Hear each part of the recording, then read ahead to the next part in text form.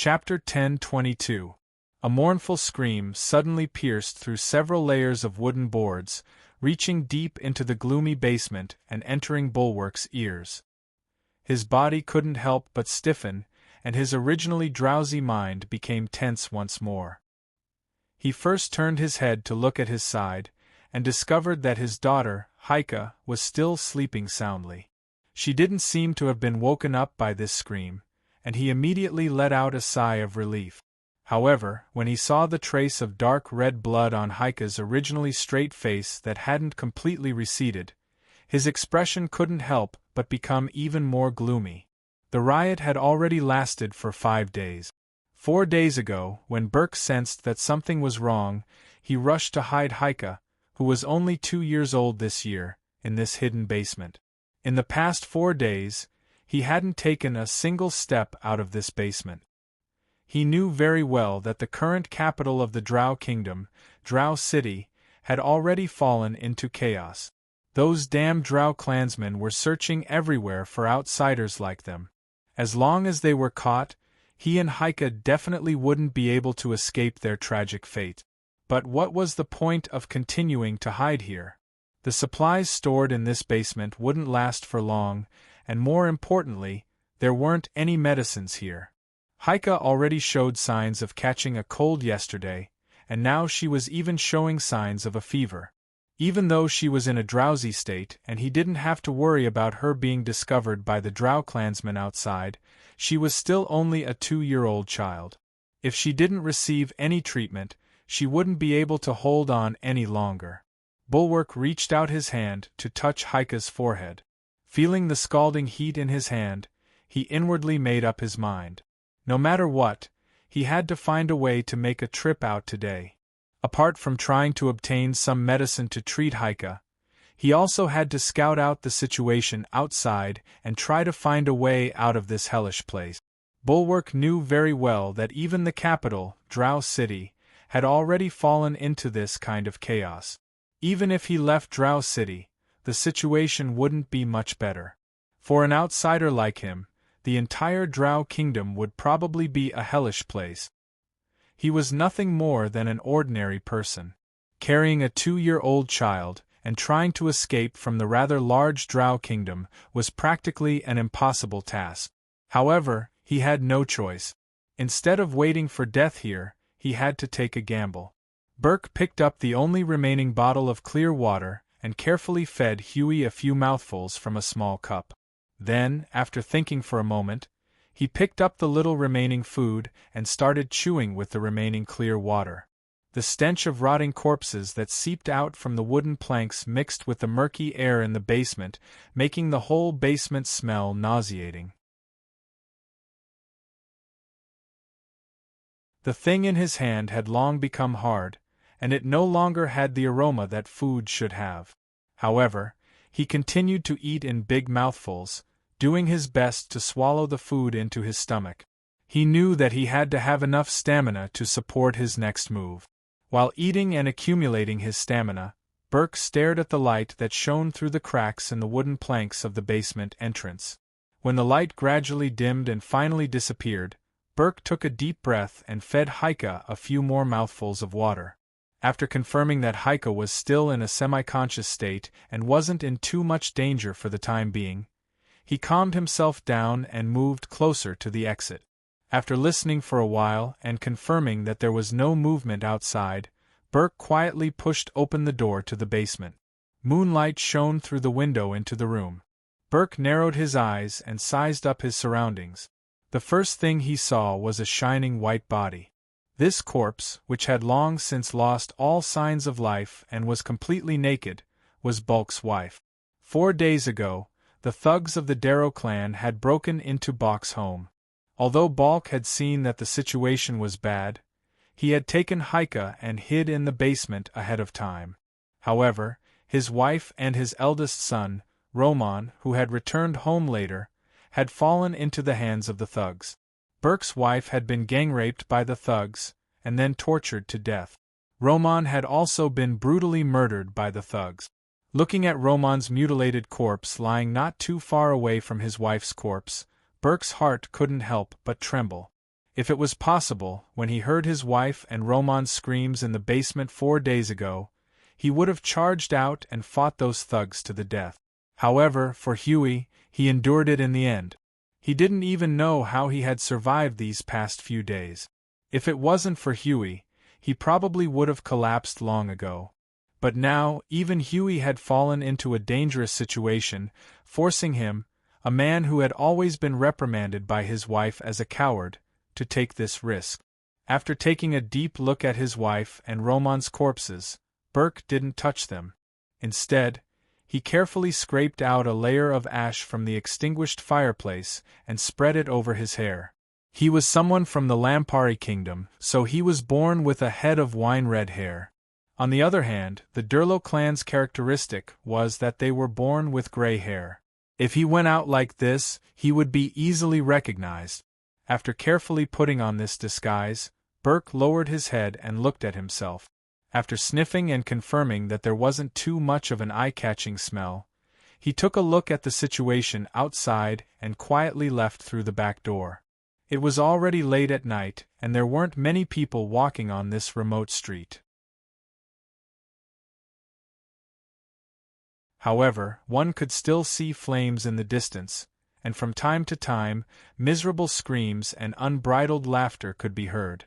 It was very clear that the Durlo clan's thugs were still committing crimes and making merry everywhere. Burke didn't know how many foreigners like him there were in Durlo City, but he was sure that there weren't many who could survive this riot. The medicine shop was at the other end of the street, and Burke had to cross the entire street to reach it. Fortunately, this street was very remote, and there weren't many people on the street at the moment, allowing Burke to reach the medicine shop without any mishaps. This medicine shop was opened by someone from the Lampari kingdom. Because they used the special medicinal ingredients provided by the Moon Shadow tribe, their medicinal effects were quite good, and so their business was usually very good. However, this medicine shop had clearly been ransacked by the thugs. Not only did the door fly off to who knows where, but the inside was also a complete mess. Burke used the moonlight to search through his memories for a long time before finally finding some leftover medicinal ingredients in a medicine box in the corner. At this moment, he was very glad that he had learned some basic medical knowledge from chatting with the owner of this medicine shop. Otherwise, he wouldn't have been able to do anything even if the medicinal ingredients were placed in front of him. After obtaining the medicinal ingredients, Burke didn't immediately return home. Instead, he left the street and tried to explore the outside. He had another mission, which was to investigate the situation in the city and make preparations to escape from Durlo City. Burke's house was located in the western district of Durlo City, and there were about 3 streets between it and the western gate of Durlo City. It wasn't very far, but it wasn't very close either. The most important thing was that he had to pass through the main street that led to the western gate. That street wasn't as remote as the one he was on right now. Sure enough, when Burke passed through 2 streets and walked onto the main street, he encountered a group of Durlo tribesmen swarming towards him. Burke's heart tightened, but he tried his best to maintain a calm appearance on the surface as he calmly walked up to them. "Hey brother, it's so late. Did you just come back from somewhere?" When the group of people saw Burke, the leader of the group, a young man, loudly greeted him. From the way they were staggering and the smell of alcohol wafting from their mouths, it could be seen that they had just finished drinking. Burke was just about to reply with a forced smile, but he suddenly saw the things in the hands of the 2 Durlo tribesmen. His eyes immediately widened, and he couldn't say anything else. The things in the hands of the 2 Durlo tribesmen were round. Upon closer inspection, it was actually 2 human heads. Using the moonlight and the light from the fire on the street, Burke could clearly see the numbness on the faces of the 2 people. He felt his stomach churn, and he almost vomited out the thing he had forced himself to swallow. Seeing Burke's unsightly expression, the Durlo tribesman who had greeted him just now grabbed Burke's shoulder and loudly said, "Hey, brother, could it be that you're still unhappy about something? Don't worry, if you're unhappy, we'll find another outsider to make you happy. Brothers, what do you say? Yes. The other Durlo tribesmen behind him immediately cheered loudly. Burke forcefully resisted the urge to punch this guy in the face and said with a smile, "There's nothing to be unhappy about, it's just that." Before he could finish speaking, 2 Durlo tribesmen surrounded him. One of them raised a huge bottle of wine in his hand and placed it next to Burke's mouth. As he did so, he mumbled, "No matter what you're unhappy about, just drink some wine and you'll be fine. This is the fine wine of the dwarves, it's amazing." How could Burke dare to drink at this time? He tried his best to dodge. However, how could a drunk person allow others to refuse to drink? He blocked the other 2 Durlo tribesmen and directly grabbed Burke. That Durlo tribesman lifted the wine barrel and forced it down Burke's throat. Burke forcefully turned his head, but he just happened to bump into that Durlo tribesman's arm, causing the wine bottle in his hand to fly and the wine to splatter in all directions. That Durlo tribesman didn't get angry. Instead, he laughed loudly. "Good brother, so you like to drink so boldly. I like it. Come, I'll—" His voice suddenly stopped, and he pointed at Burke with a look of astonishment. Burke was startled. He suddenly felt a chill on his head. He was startled and shouted, "Shit! He has red hair. He's not our tribesman. He's an outsider from the west." The Durlo tribesman who was about to feed Burke suddenly shouted. At this time, Burke couldn't care less. He exerted strength in his arms and broke free from the 2 Durlo tribesmen who were protecting him. Then, he kicked the Durlo tribesman in the stomach and turned around to run. The Durlo tribesmen were stunned for a moment before they reacted. They immediately shouted and chased after him. Burke knew that he definitely wouldn't be able to avoid them on the main road, so he turned around and rushed to a nearby street. However, just as he turned the corner, he saw a group of Durlo tribesmen walking in his direction. Burke's heart immediately turned cold. After all, this was the capital of the Durlo kingdom. Durlo tribesmen were everywhere in this city, and as an outsider, he could only fight on his own. However, how could he fight against an enemy that outnumbered him by countless times? Seeing the Durlo tribesmen surrounding him, Burke felt as if he was in an abyss. Deep despair welled up in his heart. Could it be that in the end, he couldn't bring Huika out of this hell on earth? At this time, a strange whistling sound came from the sky. Then, a flame smashed into the group of Durlo tribesmen. Boom! A violent explosion sounded, and the Durlo tribesmen were all sent flying.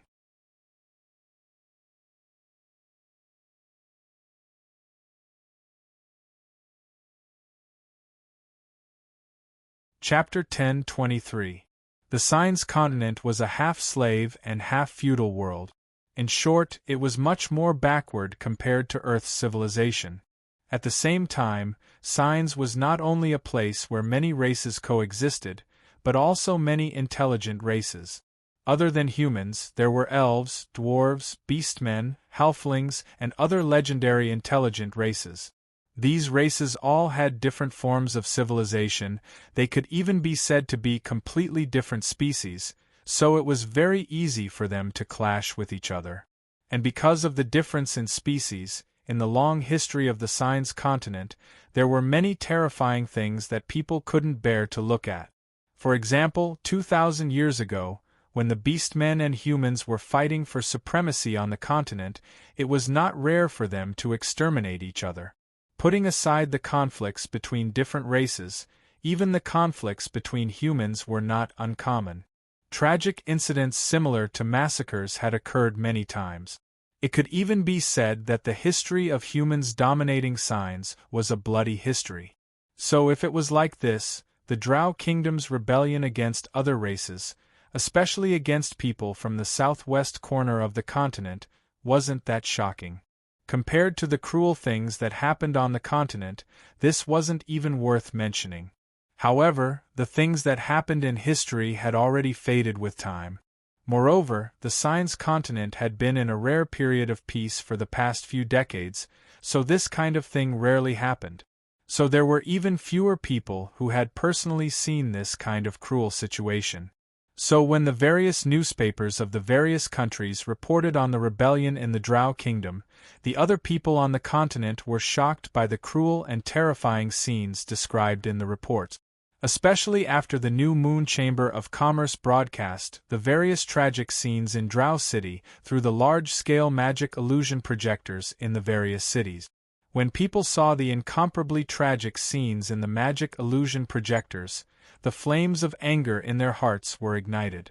Whether it was the female corpses that had obviously been raped before they died and could only be thrown on the street naked after they died, or the corpses that had been decapitated without an inch of intact skin, or the corpses of young children who were still in the stage of learning to speak, they all clearly reflected the madness and cruelty displayed by this period of riot. These Deluo clansmen were actually so crazy. As a result, the entire Signs was shaken. Almost all of the countries expressed their stance at the same time, condemning and angering the Drow Kingdom. At the same time, all the major newspapers called for immediate intervention to stop the riot. In many countries, there were even countless ordinary people spontaneously organizing demonstrations to express their anger. All of a sudden, the chaos in the Drow Kingdom attracted the attention of the entire Signs. Most of them were concerned about how to resolve the riot and rescue the foreigners who had been harmed in the riot.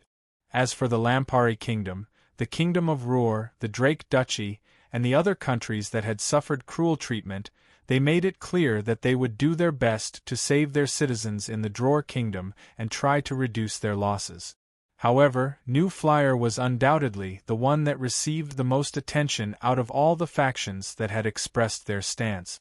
According to the reports of the major newspapers, the ones that had suffered the greatest losses in the riot were the various institutions and factories that New Flyer had set up in the Drow Kingdom. It was said that not only had those institutions and factories suffered losses because of the riot, but many of the New Flyer's employees had also lost their lives and were even treated cruelly. Countless people were very concerned about how New Flyer would respond to this. And New Flyer didn't disappoint. The day after the scenes of the riot in the Drow Kingdom were projected through the various large magic illusion projectors, New Flyer's chairman, Sui, represented New Flyer in making a public statement. In the statement, Sui said that New Flyer had already sent out New Flyer guards as soon as they received the news of the riot to provide assistance to all the foreigners in the Drow Kingdom.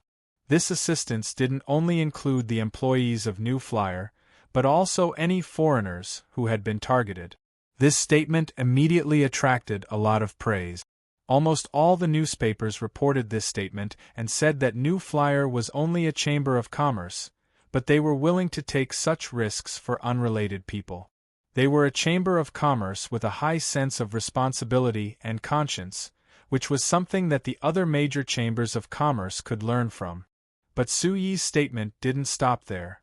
After saying that they would do their best to rescue the people trapped in the riot, Sui also said that New Flyer would investigate the riot in the Drow Kingdom to the end. The Drow Kingdom had done such a crazy and shocking thing, so they had to pay the price. If the chairman of a chamber of commerce made such a statement, they would definitely be mercilessly ridiculed. Because in the end, a chamber of commerce was still a chamber of commerce and was completely different from a country. If the rebellion in the Drow Kingdom wasn't officially sanctioned and secretly encouraged by the Drow Kingdom, it would be impossible for such a thing to happen.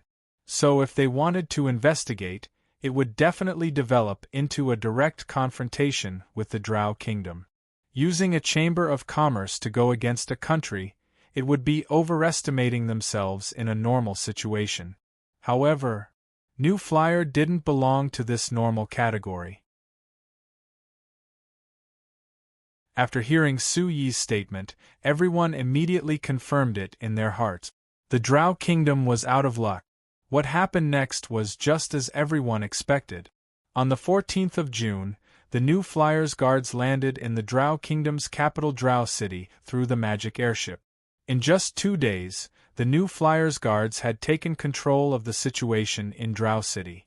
During this process, the New Flyers guards had killed over 2,000 Drow City rioters. They had even been attacked by a group of Drow City rioters, but in the end, the New Flyers guards had easily killed over 500 rioters. 5 days later, the New Flyers guards had a conflict with the Drow Kingdom's royal guards. In the end, the New Flyers guards had completely wiped out the royal guards, taking control of the royal palace and King Wark. In the next 10 days, the New Flyers guards had taken full control of Drow City and had fought with the reinforcements sent from other parts of the Drow Kingdom. After 7 battles, they had wiped out over 20,000 of the Drow Kingdom's regular army and the nobles' private army. 20 days later, the Lampari Kingdom, the Kingdom of Ruhr, and the Drake Duchy sent out a total of 8,000 people and a new batch of 2,000 New Flyers guard. They landed in the south of the Duchy of Wales and headed north into the Drow Kingdom. A month later, King Wark represented the Drow Kingdom to announce that they had given up resistance and surrendered. From the moment the New Flyers guards entered the Drow Kingdom to King Wark's surrender, it had only taken a single month. In this 1 month's time, the only ones that were of any use were the 3,000 guards that the New Flyer sent out. As for the Lampari Kingdom's troops and the 2,000 New Flyers guards, they were only there to further stabilize the situation. They didn't engage in any formal battles at all. When King Wark officially announced his surrender, almost no one in the Signs was surprised. 6 years ago, the New Flyer could easily defeat the Mana Magic Kingdom. Even a magus like Levin Hasek had died because he attacked the New Flyer. How could the Drow Kingdom, which was only average in strength in the Signs, withstand the attack of the New Flyer? In the evaluation of this event in the major newspapers, almost all of them didn't describe the outcome of the battle. This was because everyone felt that the New Flyer would definitely emerge victorious. What everyone was interested in was the shocking military magic machines that the New Flyer had taken out after 5 years of development. Think about it, the New Flyer 6 years ago was enough to defeat the Mana Magic Kingdom and even kill a magus. Then the New Flyer 5 years later would be even more terrifying. Therefore, everyone was very concerned about the performance of the New Flyers guards in the battle against the Drow Kingdom's army, and whether they had shown anything new. The New Flyer didn't disappoint them. Not only did they generously let the famous newspapers from the Kanla Empire and the Mala Empire send people to report the entire battle, they even used the illusion recording device that was compatible with the illusion magic projectors to record the battle and then used the large-scale magic illusion projectors to show it to the public. Through these illusions, people found that the current New Flyer was much stronger compared to 6 years ago. First, the first batch of 3,000 New Flyer guards had used the magic airships to cross the 4,000 kilometers between the Principality of Constantine and the Drow Kingdom, arriving above Drow City in just 2 days. This kind of terrifying speed and distance was something that the other countries on the continent didn't dare imagine. The key to this was the 10 magic airships that were several times bigger than normal magic airships.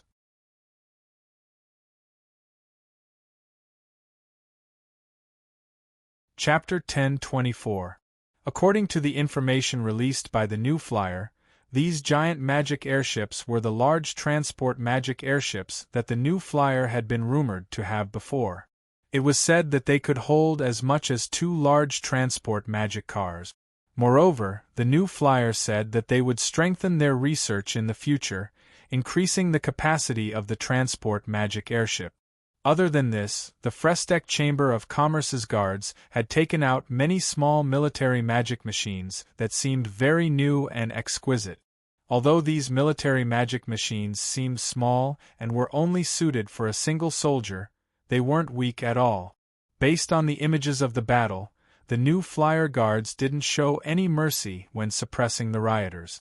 They just used the rectangular military magic machines in their hands to spray at the rioters, and the rioters fell to the ground in flames, not being able to resist at all. There were even some rioters who had their limbs broken by these strange military magic machines, which showed how strong they were. After that, in the battle between the new Flyer Guards and the Drow Kingdom's Royal Palace Guards and the reinforcements from all over, the new Flyer Guards had displayed even more terrifying battle strength. In these battles, the new Flyer Guards didn't even have a single guard participating, they just sent out the magic airships to bombard the enemy. Whether it was the Royal Palace Guards, the regular army, or the noble army, they were all blown to pieces before they could even approach. Although this battle had lasted for a month, from beginning to end, the casualty rate of the Frestec Chamber of Commerce's guards was 0. After the real-time battle situation and the final battle report came out, even though most people on the continent were mentally prepared, they were still shocked speechless. The new flyer really was stronger than 6 years ago. It was so strong that it surpassed people's imaginations. It had to be known, the Drow Kingdom was one of the countries recognized as a third-grade magic machine industry by the new flyer.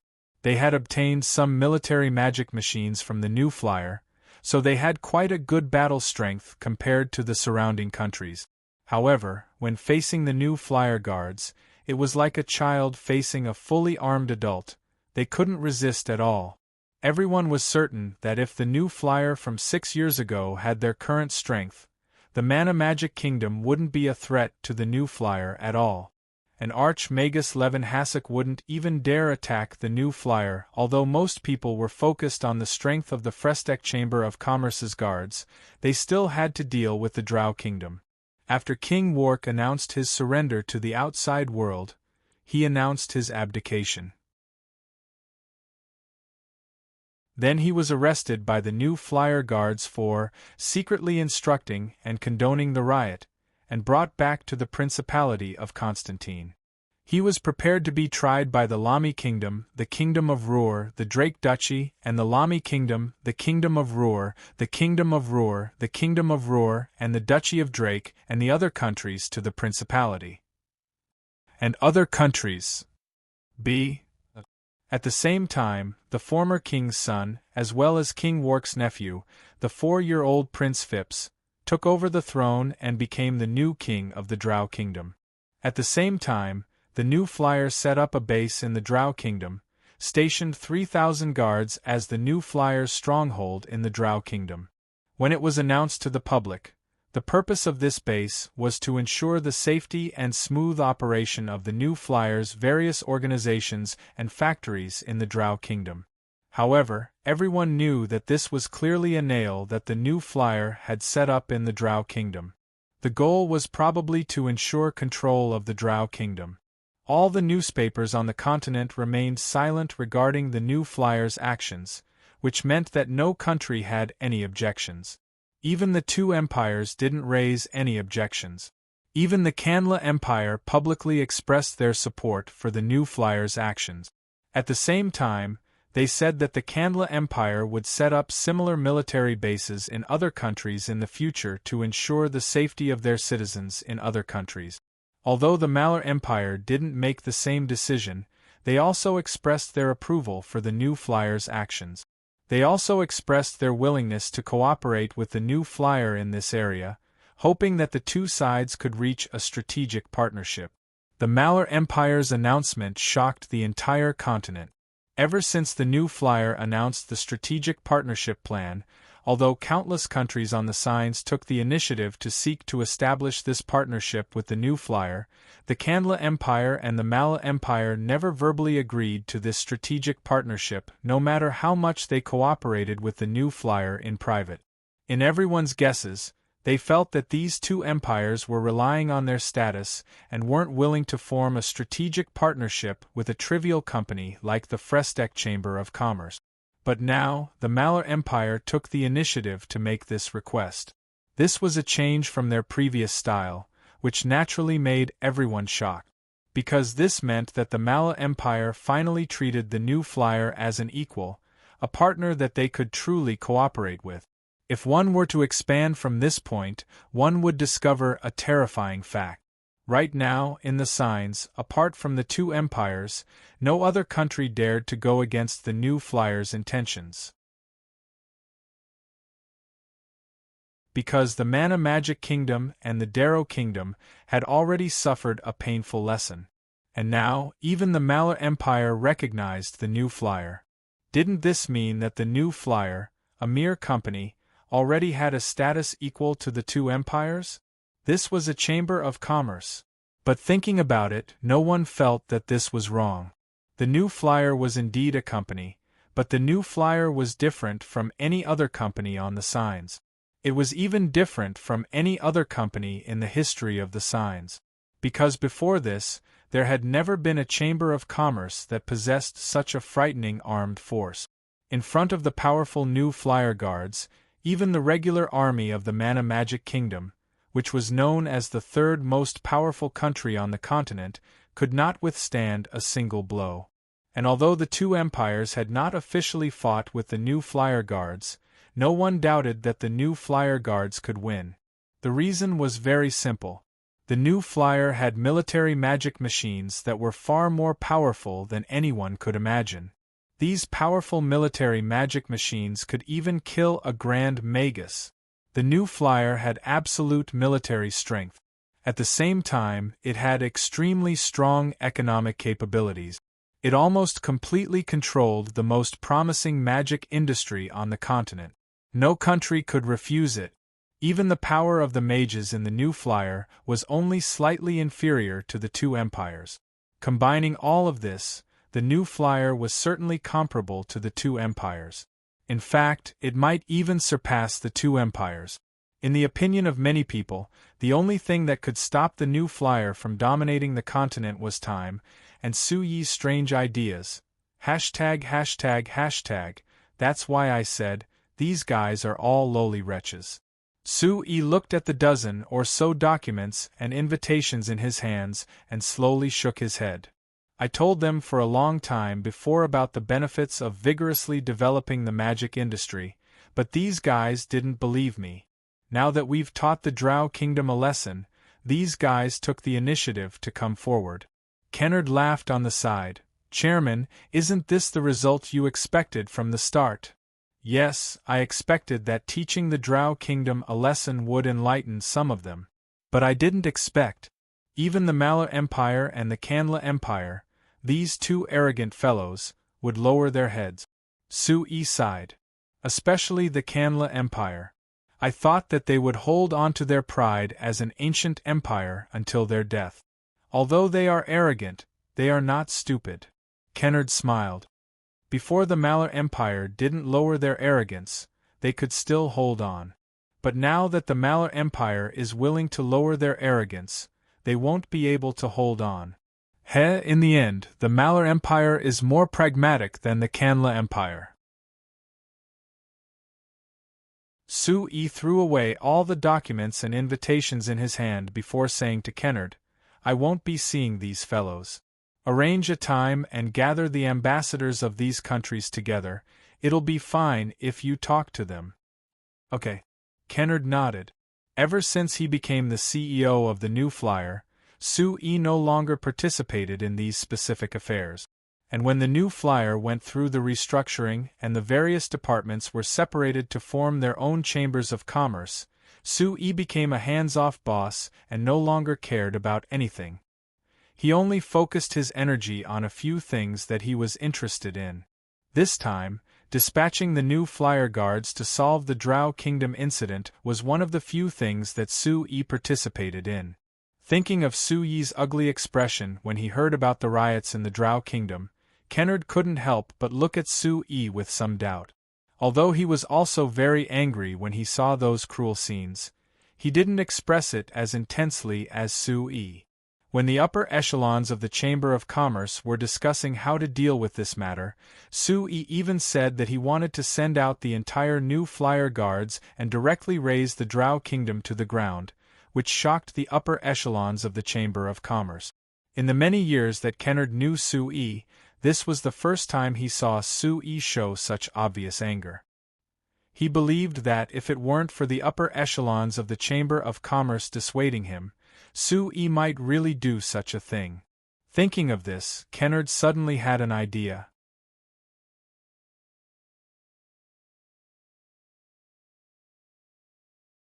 Chapter 10:25. Sir Chairman, do you have any plans for the Drow Kingdom in the future?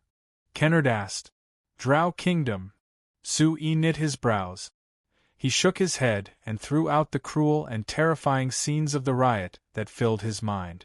Before this, although he had lived on the continent for more than 10 years, when he looked at the other people of the Signs continent, he always had an objective attitude of not caring about them and rarely truly immersed himself in them. However, after seeing the tragic scenes of the riot in the Drow Kingdom, this was the first time he felt a bit of hatred that came from the bottom of his heart. If he judged it from a personal point of view, he really wanted to exterminate the Drow clan. However, his reason told him that even if there were countless Drow clansmen that participated in the riot, that didn't mean that the Drow clansmen were all sinners. From an objective point of view, if he exterminated the Drow clan because of this, what difference was there between him and the Drow clansmen that participated in the riot? After thinking for a bit, Sui replied, Now that the company's guards have entered the Drow Kingdom, as long as we strengthen our control over the Drow Kingdom, those despicable Drow clansmen won't be able to cause any more trouble. So I'm asking. A strange look appeared on Kennard's face. Sir Chairman, have you thought about how to strengthen your control over the Drow Kingdom? Sui was a bit surprised.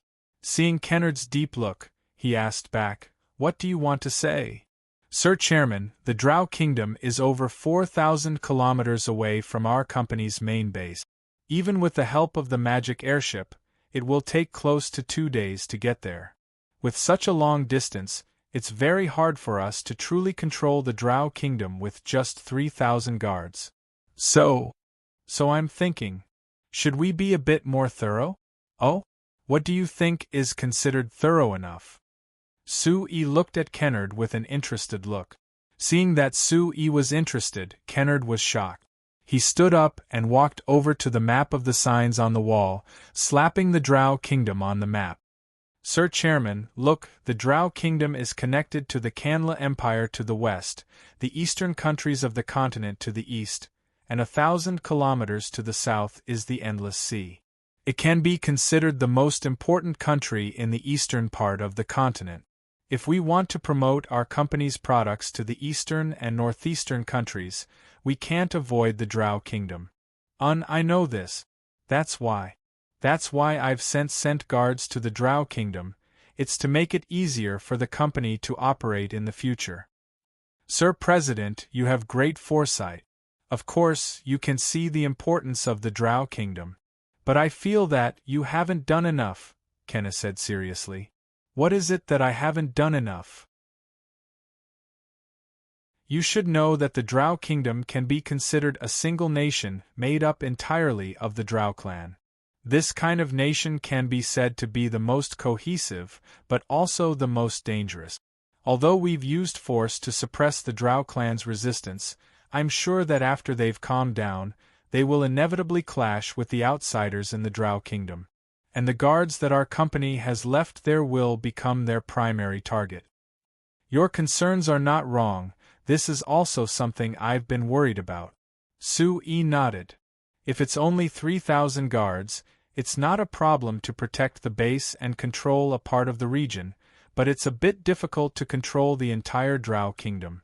But our company only has 20,000 guards, it's impossible to send that many people. That's why we should be a bit more thorough.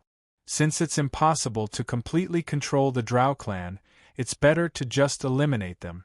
That way we won't have to worry about this problem. Sue looked at Kennard in surprise and said with a frown, I thought you would give a more constructive suggestion. Eliminating all the Drow clan might not be difficult for us, but we can't bear the consequences of doing so. Something like exterminating an entire clan would have a serious impact on anyone's reputation, not to mention that we're a company that places great importance on reputation. No, Sir Chairman, you misunderstand. When I said exterminate the Darrow clansmen, I didn't mean exterminate them physically, but spiritually. Spiritually? Sue-E looked at Kennard with a puzzled expression. How do we do that? The reason why the Darrow clansmen are so united and xenophobic is because almost all of the Darrow clansmen live their entire lives in the Darrow Kingdom and never go to other places. If we can disperse them, their cohesiveness will naturally weaken. If we increase the ratio of people inside and outside the Drow Kingdom, then as time passes, the number of Drow clan in the Drow Kingdom will decrease, and this problem will no longer exist. Sue-E looked at the eloquent Kennard and couldn't help but laugh in his heart. He had to admit that Kennard's idea was very creative, but in terms of practicality, it was almost nil. On Earth, there were countless cases of people wanting to divide a clan and thus disintegrate it from the inside. However, every case had to pay an extremely painful price, and the final result was always a mess. Although Sue-E didn't dare to say that he knew the signs like the back of his hand, but according to Earth's history, it was almost impossible to rely on Kennard's idea to solve the problem of the Drow clan. Of course, he wouldn't directly say his own judgment, but after thinking for a while, he nodded to Kennard and said, "You can try this idea. But I have to remind you that this method will take a lot of effort and a long time. Are you sure you want to do this?" Kennard rolled his eyes and didn't answer this question. Instead, he asked, "Then, Sir President, there is a much simpler method. That is to directly destroy the Drow Kingdom and bring it under the name of our new flyer. What do you think?" Sue-E looked at the anticipation in Kennard's eyes and didn't say anything. This wasn't the first time he heard this suggestion. During this time, there were many high-level members of the Frestech Chamber of Commerce who had mentioned this when discussing the Drow Kingdom rebellion with Sue-E. Even Archmagus Camilla had said that, "It's better to just make this country disappear." It had to be admitted that this suggestion was very feasible and tempting. For the people of the Signs, it wasn't strange for countries to fight each other and even lead to the destruction of a country. During the expansion of the two empires hundreds of years ago, they had destroyed countless small countries. The tradition of the Signs was that the strong were the kings. If you were killed by a powerful enemy, you could only blame yourself for being weak and couldn't blame others. Therefore, if you directly sent troops to destroy a country in the Signs, you wouldn't be subjected to endless public criticism and social pressure like on Earth. Instead, it would only make others more respectful of your strength. In this kind of atmosphere, even though the new flyer was only a chamber of commerce and couldn't be considered a country, as long as you had the ability to destroy the Drow Kingdom, the people of the Signs wouldn't say anything. Not to mention, if one were to calculate the influence of public opinion, most of the newspapers and the most effective magic illusion projectors that could influence public opinion were directly or indirectly controlled by the Shinfei Chamber of Commerce. There was no need to worry at all. Even Sue-E himself had seriously considered this suggestion because this was the most simple and crude method to solve this problem. However, there was a problem that was difficult to solve, so Sue-E couldn't really use this plan. As mentioned before, the new flyer was a chamber of commerce and not a country. The biggest difference between a chamber of commerce and a country was that a chamber of commerce was only responsible for its own management and didn't need to pay attention to other aspects.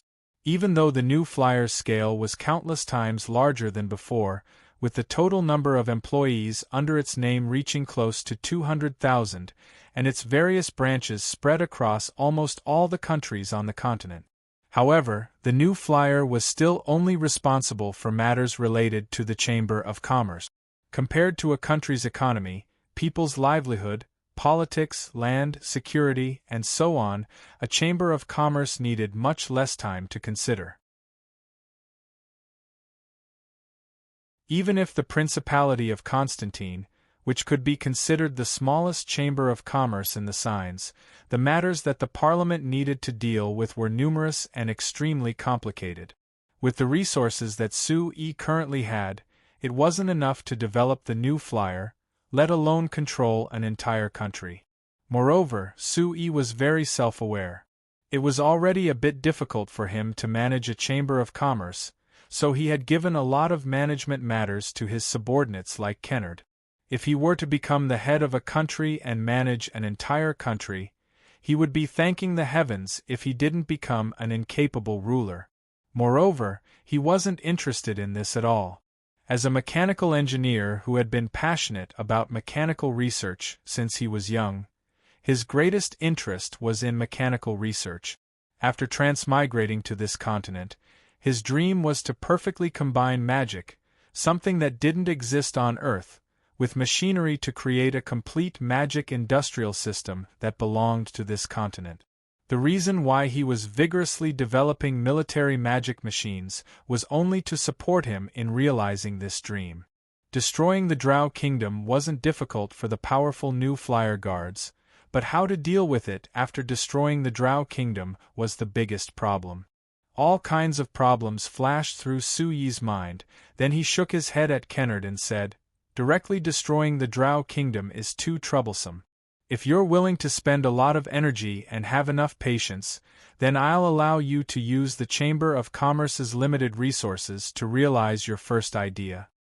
Kennard immediately smiled. "Sir Chairman, as I expected, you'll still make this choice." Sui smiled, tacitly agreeing.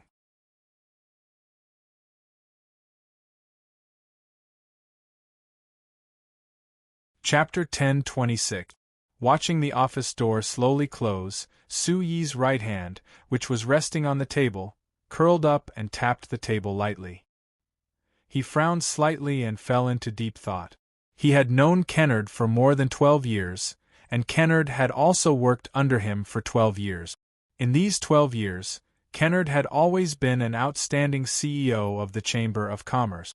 He was fully in charge of New Flyer's internal management and many external affairs. It had to be said that Kennard was indeed worthy of being the successor of the Emma family. He had superb qualities in many aspects and was very suitable for this management position that required great ability. He had managed New Flyer well for the past 12 years and saved Su-Yi a lot of energy and time. If possible, Su-Yi certainly hoped that he could continue working for New Flyer like this until he finally grew old. However, from Kennard's words, Su-Yi smelled a trace of something unusual. That was ambition. Yes, ambition. In the 12 years that Kennard had worked for New Flyer, he had basically been doing his best for New Flyer according to Su-Yi's development strategy and had never overstepped the bound. However, his suggestion today revealed that he had his own ambitions after all. In other words, this also represented the ambition of many people in the Chamber of Commerce.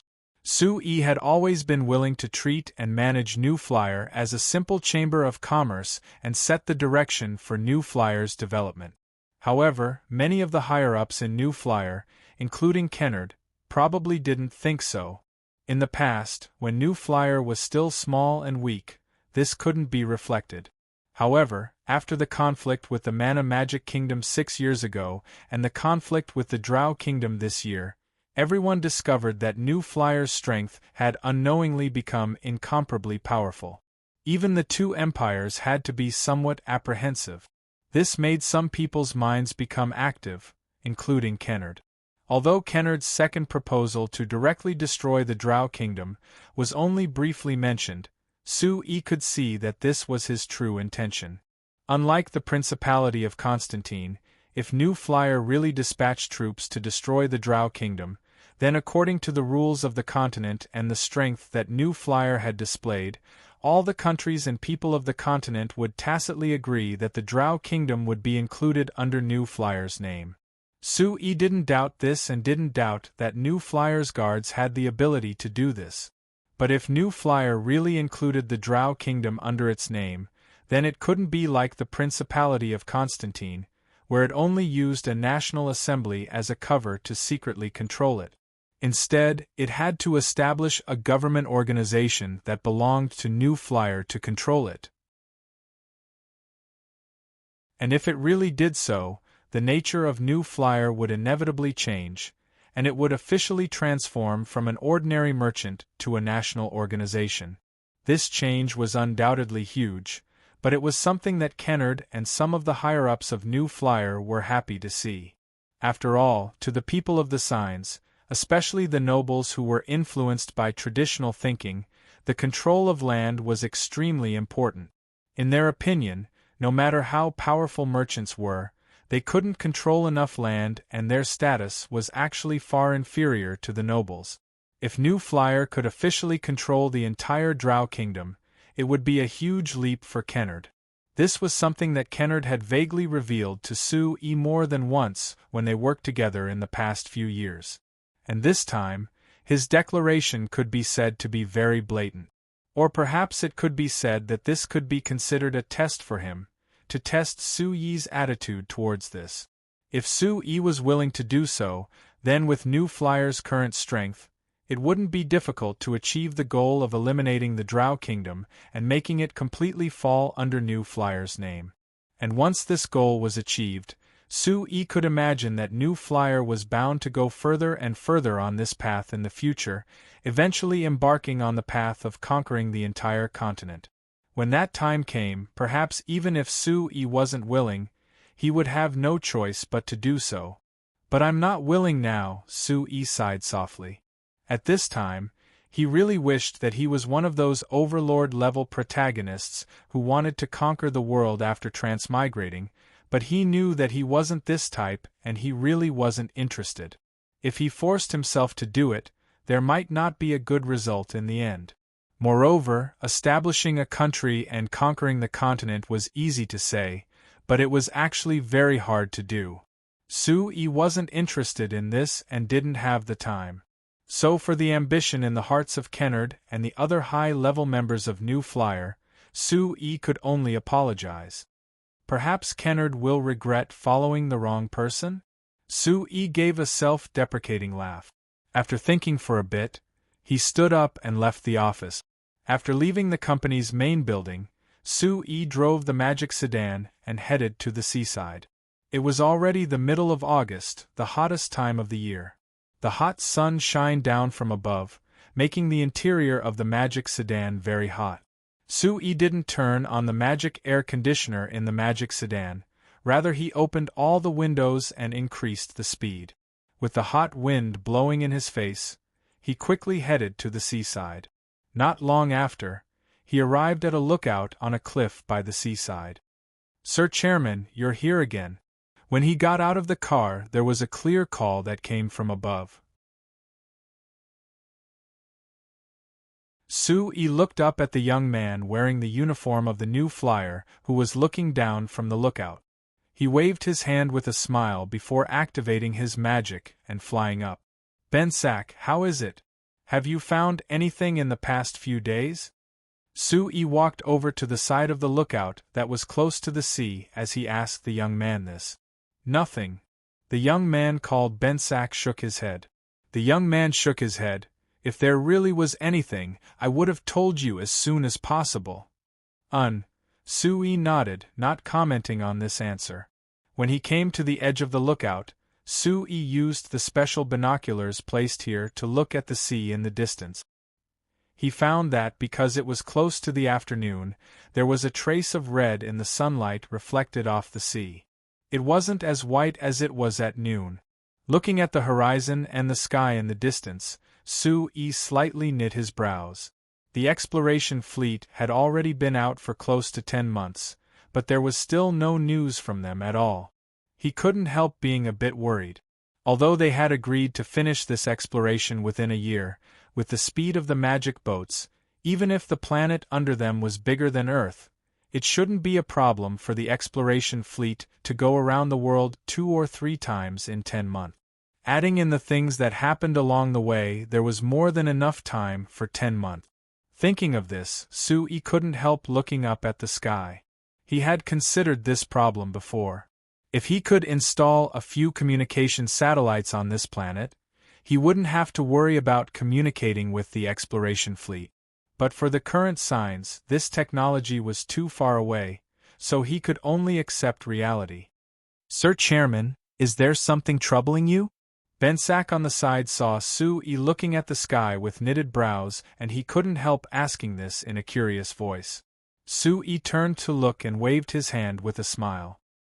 He had many things to worry about, but whether it was the differences between him and the high-level members of the new flyer represented by Kennard, or the fact that they couldn't communicate with the exploration fleet, Bensack, who was only responsible for watching the lookout, couldn't help him. After looking at the sea in the distance, Sue-E patted Bensack's shoulder. After encouraging him with a few words, he flew down and planned on leaving. "Mr. President, when will you be coming again?" Bensack suddenly rushed over and shouted loudly. Sue-E waved his hand at him.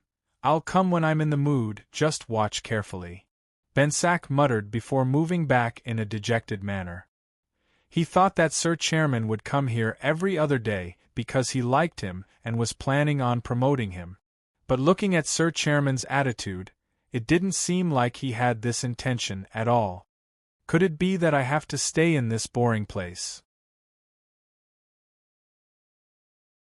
Hearing the sound of the magic sedan under the lookout, Bensack gave a sigh and looked at the sea in the distance through the special binoculars. What is there to look at? Sir Chairman actually cares this much? Isn't it just the sea? It isn't strange at all. Bensack's eyes suddenly popped out as he looked at the horizon in the distance. He quickly reacted and rushed to the lookout as fast as he could. "Sir Chairman, there's a situation. There's a situation." Sue-E had just turned the magic sedan around and was prepared to leave when he heard Bensack shout and stopped in surprise. "What's the situation?" Sue-E poked his head out the window as he asked. "That. By the sea. There's something." Bensack waved his hand, looking like he was talking nonsense. There's something flying over." "Flying over?" Sue-E was surprised. His first reaction was that it was a seabird, but then he thought that, if it was a seabird, Bensack wouldn't be this excited. Then he thought of another possibility. Could it be a magic airship sent by the exploration fleet? Thinking of this, Sue-E opened the door and used his magic, instantly reaching the lookout tower. "Over there. Over there." Bensack pointed at the sea in the distance as he spoke to Sue-E in an anxious voice. Sue-E quickly came in front of the special binoculars and looked into the distance. After a while, Sue-E slightly opened his mouth and said a word filled with shock. "Dragon."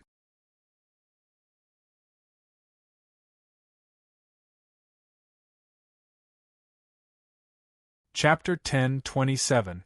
Signs was a continent with many races. Based on the current situation in Signs, humans were undoubtedly the most important race. Their total population was more than 90% of all the intelligent races in Signs. Of the remaining 10%, the largest number should be the orcs, followed by the dwarves and the elves. But apart from these few races, there were actually many different intelligent races in Signs a long time ago. Among them, there was the halflings that Sue-E had only seen once since he transmigrated. There were also the goblins, lizardmen, wood fairies, and so on, which he had never seen before. But among all the races, the most legendary and recognized as the most powerful race in all the legends was undoubtedly the dragon race. Yes, the dragon race once existed in this continent. According to the various legends and information that Sue-E had read, it was said that the dragon race was still very active in this continent more than 3,000 years ago. But after that, their numbers gradually dwindled until they completely disappeared after the war between the races. It was said that the dragon race lost their interest in Signs because the elves lost control over it, and turned to find another place that was more suitable for them. It was also said that the dragon race actually relied on their strong physical bodies and innate powerful magic to directly transmigrate to another space, and were no longer in this world. In short, the dragon race was originally an extremely small minority in Signs, and later on, they disappeared without a trace. Moreover, the dragon race's body was huge, and any activity would attract attention, so no one would think that they did not want to be discovered. Moreover, the dragon race had always been arrogant, and would not hide from humans forever. After flipping through countless information, Su-Yi could only confirm that the dragon race had also become a legendary creature, and perhaps unlike the halflings who left behind a fire seed like Rumi, he was afraid that he would never see a dragon in his life. But now, through this special telescope, Su-Yi could clearly see a dragon. Its two huge bat-like wings flapped slowly, propelling its huge lizard-like body to fly quickly in the sky above the endless sea. There was an equally long and sharp horn on top of its long and pointed head. Coupled with the unusually sharp teeth in its slightly opened mouth, it looked ferocious. It was almost exactly the same as the dragons recorded in the legends, so Su-Yi recognized it at a glance. Is it really a dragon? When Bensak heard Su-Yi's exclamation, he couldn't help but swallow his saliva with great difficulty. With a look of panic, he said, "God above! It was a real dragon. President, what do we do now? That was a dragon. Could it be here to attack us?" Su-Yi stared at the flying dragon, and after confirming that he wasn't seeing things, he said to Bensak in a deep voice, "Report this to the higher-ups immediately. Pass down my order. The guards of the Chamber of Commerce are to prepare to meet the attack, but they are not to take the initiative to attack.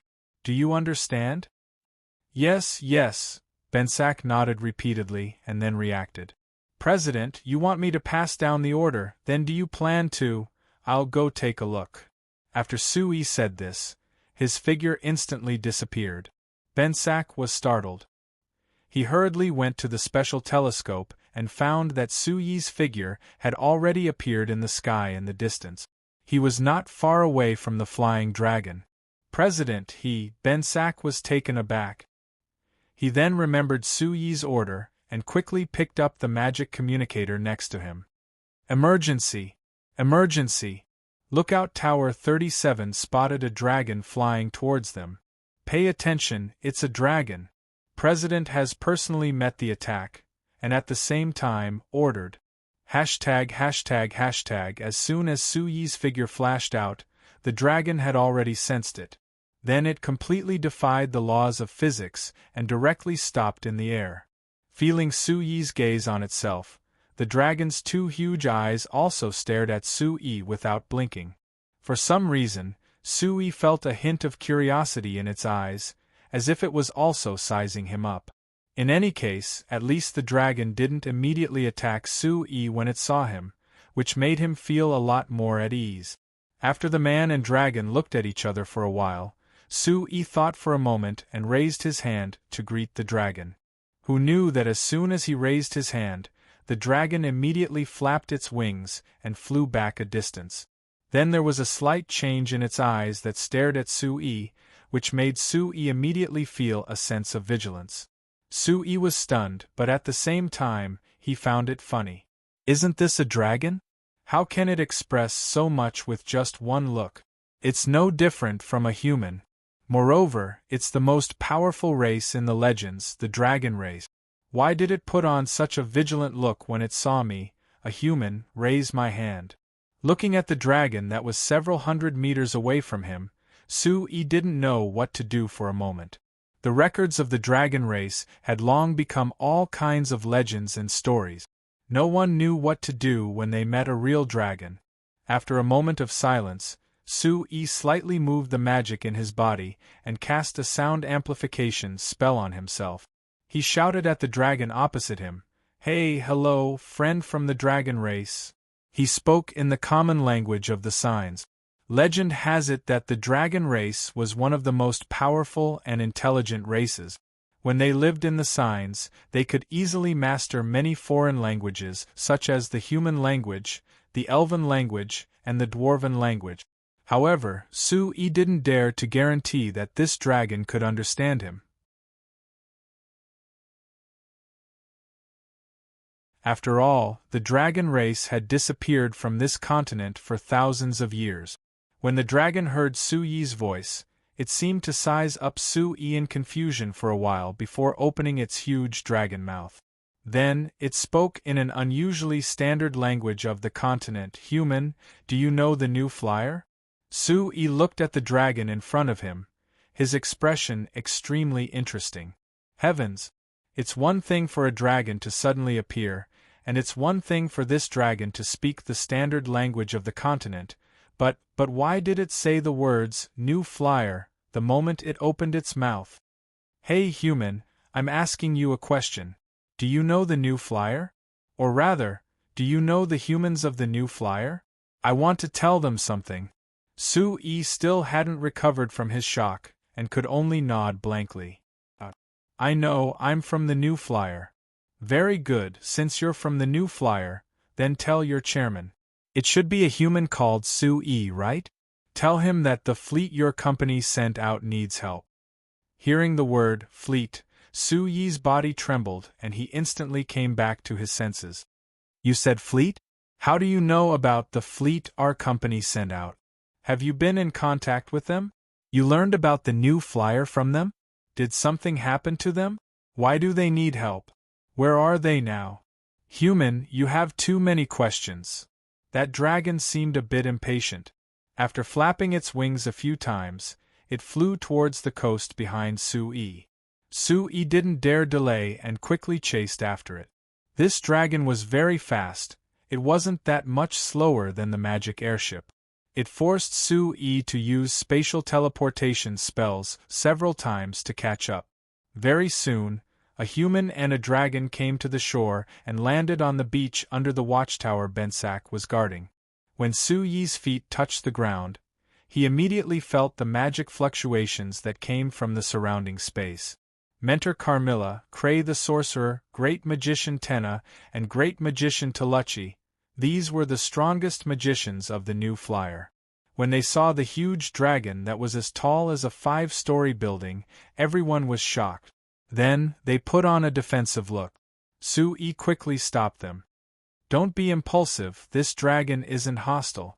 Mentor Carmilla and the others carefully looked at the dragon and found that the dragon was also looking at them, not revealing any hostility.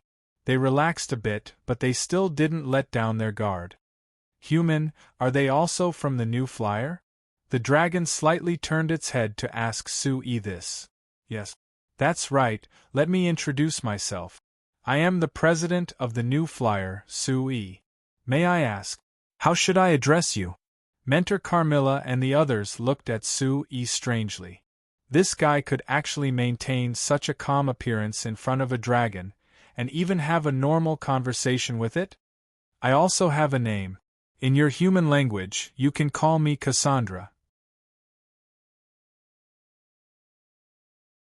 Cassandra? Su-yi had a strange expression and couldn't help muttering, that sounds like a girl's name, because I am a girl. The dragon named Cassandra replied. The expressions of Su-yi, Mentor Carmilla, and the others became even more strange. Alright, it wasn't easy for a dragon to appear, but it turned out to be a female. Alright, it was a girl from the dragon race. Cough. Then Miss Cassandra, you said that the fleet we sent out needed help. What's going on? Something happened to the fleet. Mentor Carmilla and the others were taken aback. Su-yi pointed at Cassandra and motioned for Mentor Carmilla to listen first. It's too troublesome to explain. Let me show you this so you can understand faster. The space in front of Cassandra suddenly distorted, and a small square box appeared from the space, floating in the air. Do any of you have a magic illusion projector?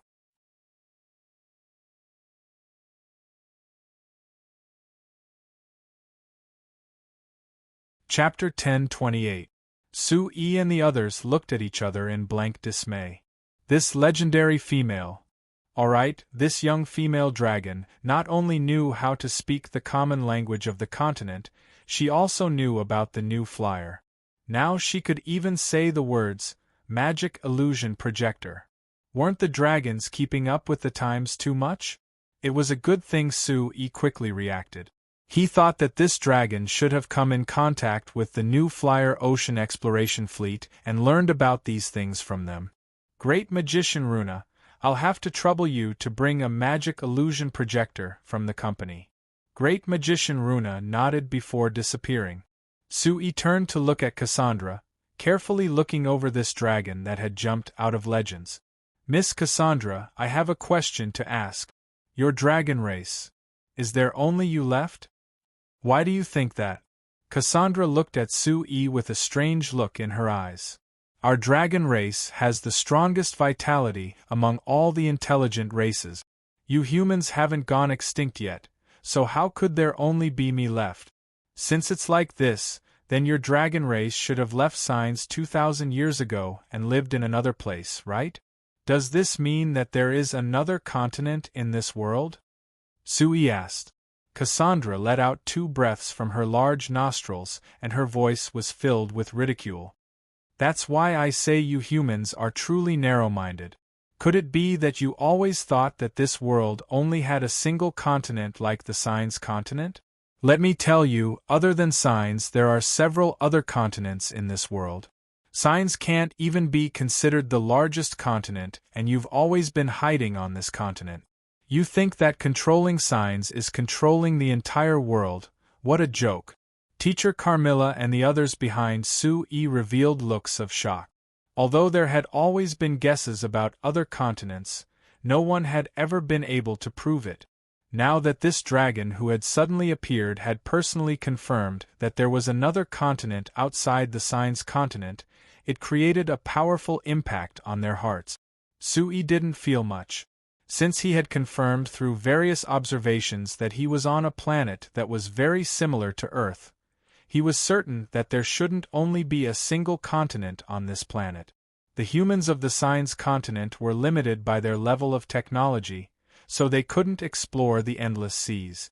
Sui's appearance had given the continent the rapid development of magic machine research, allowing humans to finally form a fleet to explore this world. But Sui never would have thought that when the exploration fleet went out to explore, they didn't come back and instead found a legendary dragon that was sent over. But this time, you humans finally had the courage to explore the endless sea and even found the habitat of my race. This is worthy of praise, Cassandra continued. Also, it's only been 2,000 years since we last met. You humans have actually created so many strange and interesting things. How unexpected. Strange and interesting things? Sui was a bit confused. Could it be that the large steel magic ships of the exploration fleet were just fun things in the eyes of this dragon? Right, young Miss Cassandra, since you've been in contact with the fleet, you should have seen the halfling in the fleet, right? You're talking about that little halfling girl? Cassandra asked back. Little girl. Sui's lips twitched. Rumi was already several hundred years old, but she was still a little girl in Cassandra's heart. But thinking about it, it was said that dragons could live for over 10,000 years. Although this Cassandra called her a girl, she might be over 1,000 years old, so it wasn't strange for her to call Rumi a little girl. It's her. Actually, our company organized this exploration fleet because she was certain that the halflings had left Signs several thousand years ago, heading to another continent. Now that the fleet has even met your dragon race, does that mean that the legend of the halflings migrating to another continent is true? I don't know what your legend is, but the halflings are all over the Demon Cloud continent. As for whether they came from the Signs continent or not, I don't know. Demon Cloud continent. Instructor Carmilla's expression suddenly changed as she said, Honorable Dragon Race young miss, this Demon Cloud continent, did you translate it from our continent's common language, or was it originally pronounced like this? Is there a difference? Of course. Instructor Carmilla said with a nod with a serious look. Of course it's originally pronounced like this. I learned the continent's common language from the humans on your fleet, and this Demon Cloud continent isn't in the vocabulary they taught me, so I changed it to the way we dragons call it. So it's like this. Thank you for your answer. Instructor Carmilla nodded, then frowned and fell into contemplation. Sui looked at Instructor Carmilla strangely, not understanding why she cared so much about the name, Demon Cloud Continent. Just as he was about to ask Cassandra a few more questions, the magic power around him fluctuated and Great Magician Runa's figure appeared again, holding a magic projector in his hand. "Alright, this is for you, take a look at it yourself." The small square box that had been floating in front of Cassandra floated in front of Sui. Sui grabbed it and opened the box. Inside was an illusion projection module, and he immediately understood. "I'm afraid it's not convenient to look at it here. Miss Cassandra, are you willing to?" Sui looked up at Cassandra. He originally wanted to invite her back to the Chamber of Commerce to slowly discuss it, but seeing her huge body, he felt a bit awkward. "My task is complete, you don't need to worry about me." Cassandra flapped her wings as if she wanted to take off and leave. Sui quickly flew up to stop her. "Miss Cassandra, please stay a little longer.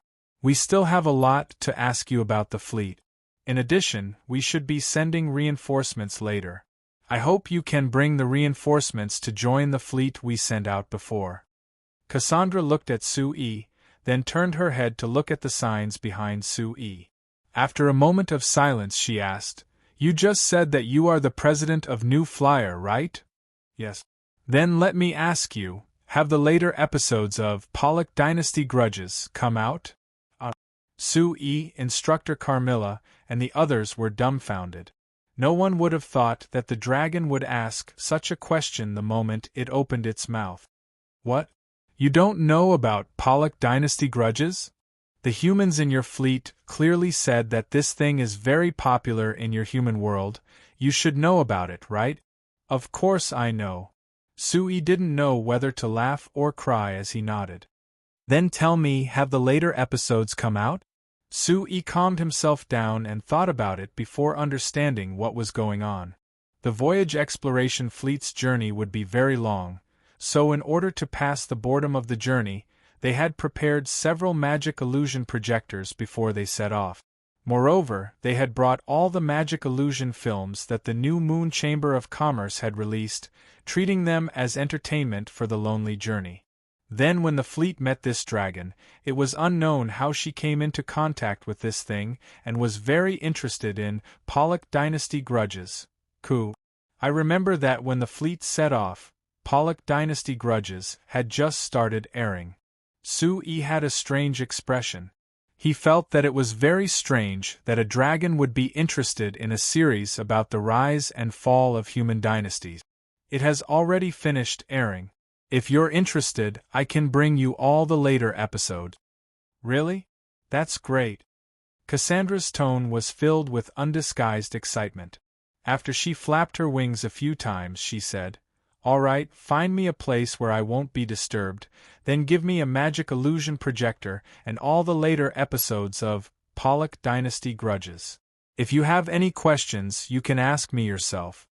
At this time, she seemed to have forgotten that she was going back. Sui was speechless as he nodded. While he was thinking about what to do, Mentor Carmilla flew over. "I'll take care of her. You take care of the fleet." Sui looked at Mentor Carmilla. Seeing her serious expression, he felt even more strange. However, he knew Mentor Carmilla's personality, so he naturally wouldn't ask. He nodded and took the magic illusion projector and the magic illusion projector. His figure flashed, and when he reappeared, he was already in his private manor at the edge of the cliff. After entering the private study in the manor, Sui stuffed the magic illusion projector into the magic illusion projector, and an illusion was immediately projected. When the illusion appeared, it was Commander Noir who was in charge of the exploration fleet.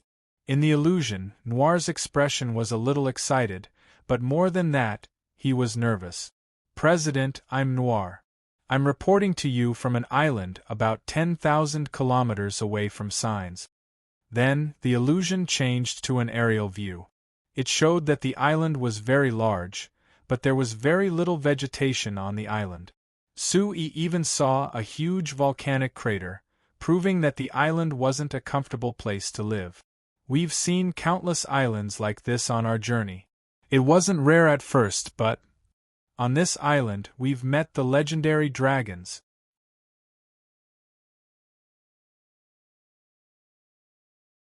Chapter 10:29.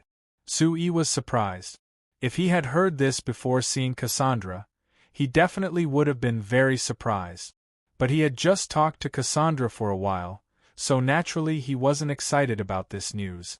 This fellow Noir. He clearly knew that this illusion projection module was brought over by that dragon Cassandra. Sui muttered before continuing to watch. Through Noir's description in the illusion, Sui had a general understanding of the situation. The exploration fleet led by Noir had arrived on this island where the dragons lived around 4 months ago. Before this, they had been heading west on the endless seas.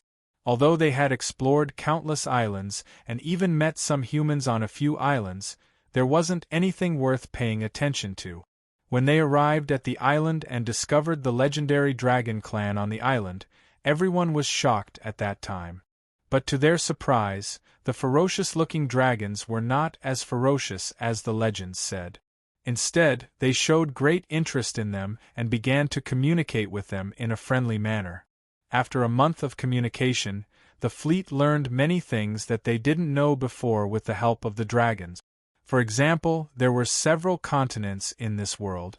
For example, the closest one to this island was the Demon Cloud continent. For example, there were halflings all over the Demon Cloud continent. For example, after obtaining this basic information, Noir was certain that the fleet would be heading to the Demon Cloud continent to explore. But he felt that the information he had obtained was very valuable, so he needed to report it to Sir Chairman first.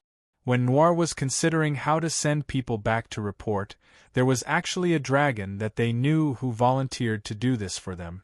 The vitality of the dragons was very strong. It wasn't a problem for them to fly at full speed for a month. They were even faster than the magic airships, so if it was a dragon doing this, it would save a large amount of time. Sir Chairman, considering the existence of the illusion projection module, I feel that this method of reporting to you should be acceptable. Also, if a dragon personally came to deliver the letter, it would be more convincing, so I agreed to her suggestion. When you saw this illusion, I believe that you should have seen Cassandra and talked to her. Sui could not help but roll his eyes. There was no problem for Noir to be the commander of the fleet, but his habit of spouting nonsense every time he made a report had not changed at all. When he returned, he would have to train him properly. However, Sui felt that something was strange. According to what Noir said in this vision, Cassandra should have left about 3 months ago. But with the speed of the dragons that surpassed the magic airship, 10,000 kilometers wasn't considered that far. Why was Cassandra so slow? According to the description of the dragons, the closest landing point from the Demon Cloud continent to this island is less than 1,000 kilometers away, so I decided that before exploring the unknown Demon Cloud continent, it is best to set up a base nearby as a station, so that we can have a place to evacuate if the exploration is unfavorable. Hearing Noir's words, Sui nodded in approval. Noir's considerations could be considered very serious, but for their fleet that was over 10,000 kilometers away from the new Flight Commerce main base, it couldn't be too serious. There was no doubt that his actions were correct. According to Noir's plan, the voyage exploration fleet will first send a small number of ships and a small number of people to the Demon Cloud continent for preliminary exploration. The rest of the people and the fleet will find a large island with a good living environment near the island where the dragons live and start to build a base. When Cassandra said that the fleet needed help, it was actually Noir's request for manpower and materials. Sir Chairman, with the good relationship we have with the dragons, as long as we build a base on this island, we will have a firm foothold outside the Demon Cloud continent. It will be a good foundation for our company to enter the Demon Cloud continent in the future. This subordinate thinks that we should continue investing in this place. At the same time, we have found that the dragons need some special products. Hashtag, Sir Chairman, this is a good opportunity. Kennard slapped the table and looked at Sue with sparkling eyes, as his eyes were filled with excitement. This is a brand new continent. It means a new and huge market. If our company can fully control this market, it means that our company will have unimaginable space for development. Don't get excited. Sue raised his hand and gestured to Kennard to calm down first. There are two problems now. First, the authenticity of this illusion is still uncertain. Kennard was startled. Sir Chairman, do you suspect Noir? I can't be sure whether this illusion is real or not. Sue glanced at him. You should know that the principle of illusion is to use an illusion array to create it. This means that there is the possibility of directly creating false illusions. But Noir in this illusion is very real. I don't think that a direct forgery can reach this level. Kennard said. Yes. So there is another possibility, that Noir himself has been tampered with. Of course, this is only my conjecture. The reason is that Noir didn't send a single subordinate back this time, and only sent Cassandra back to report. This doesn't make sense. Kennard thought for a while before lightly nodding. This doesn't make sense. Noir shouldn't have thought of this. The second question is, even if this illusion is real, to what extent should we provide support? Kennard thought for a long time this time. After thinking for a while with his head lowered, he replied with certainty, to the best of our ability. Sir Chairman, for a company, a new market is the hardest to come by. The reason why our company has developed so quickly in the past few years is because the magic machine industry in signs is completely empty. So we have the advantage, and have developed quickly. But with the other countries on the continent paying more attention to the magic machine industry, our company can no longer monopolize the market like before. So from now on, finding a new market is the most important thing for us to consider. And now, if the news brought back by this dragon is true, it means that she has brought us a huge new market. If we don't use it well, it would be suicide. Seeing the excited Kennard, Sue revealed a faint smile. He thought that Kennard was a true merchant, but the angle he considered was slightly different from his. But Kennard, since we know about this news, it is impossible to hide it from others. Sooner or later, other countries will know that there are several continents outside of signs. Do you think that they can't think of this problem? So what if they can think of it? Kennard gave a soft snort, as his voice was filled with confidence. Right now only our new flyer has the magic boats that can sail the seas. Even if they know that there are other continents outside of signs, without the support of the magic boats, they can't go there at all. Have you forgotten that our new flyer's main body is still in signs? It is impossible to completely abandon them. Sue shook his head with a smile. Of course, I agree with you. A new continent means a new market. No matter what angle we consider it from, we have to grasp this chance.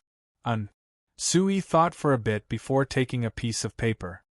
He drew a circle on it and marked the signs, before drawing a long line to the left. He put a dot on it and wrote Noir.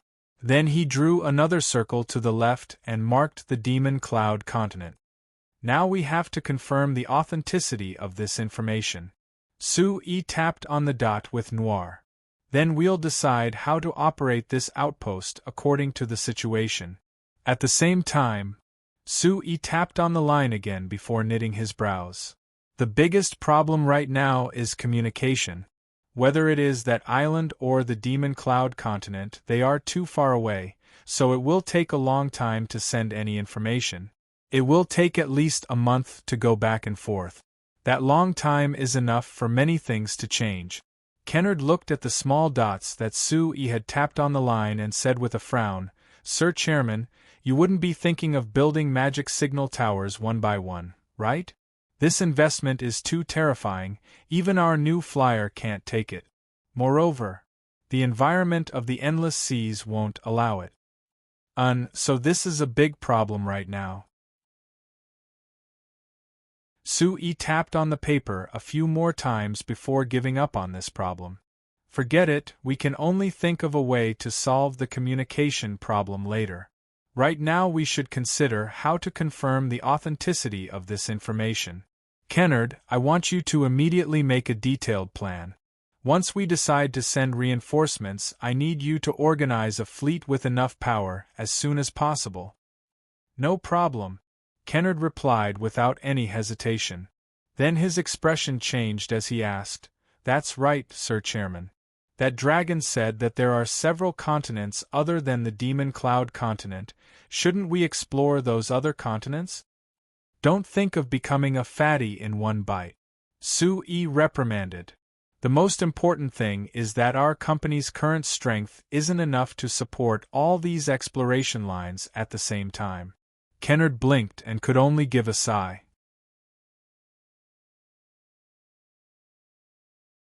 Chapter 10:30. When Sue walked out of the New Flyer office building, it was already dark outside. Not many lights could be seen. When he looked up, he found that the sky was full of stars, but there was no moonlight. Looking at the stars in the night sky that were much brighter and denser than the stars on Earth, Sue confirmed once again that the planet under his feet was not Earth from a different plane, but another planet in the vast universe. Sue raised his hand and looked at the planets in the sky that seemed to be close to his hand, but were actually at least dozens of light-years away. He sighed softly. The reason why he wanted to build a complete industrial system here after coming to this world was not only to satisfy his hobby, but also because he hoped that one day he could break through the atmosphere and go straight into the sea of stars. Although he didn't feel anything when he transmigrated and could be considered muddle-headed, since he was able to transmigrate with his entire body intact, it proved that he had the same method of transmigrating back. Sue didn't know how to transmigrate, so he could only pin his hopes on going into space and traveling through the universe to find a possible Earth. However, Sue was also very clear in his heart that the possibility of success was infinitely close to zero. Even if he could successfully build a complete magic industrial system in this world, it would take a long time to build a spaceship that could enter the sky. And even with the level of technology on Earth, it was still impossible to achieve arbitrary space travel. Wanting this backward world to achieve this dream was tantamount to a fool's dream. Of course, with enough time, this world might really be able to develop such advanced technology. But by that time, Sue would have been dead for who knows how many years. So in the end, this was just a simple dream. It was completely impossible to realize it. Sue was a very rational person. He thought about this matter very clearly, so when he thought about this point again, it didn't make him feel too sad, just a little helpless.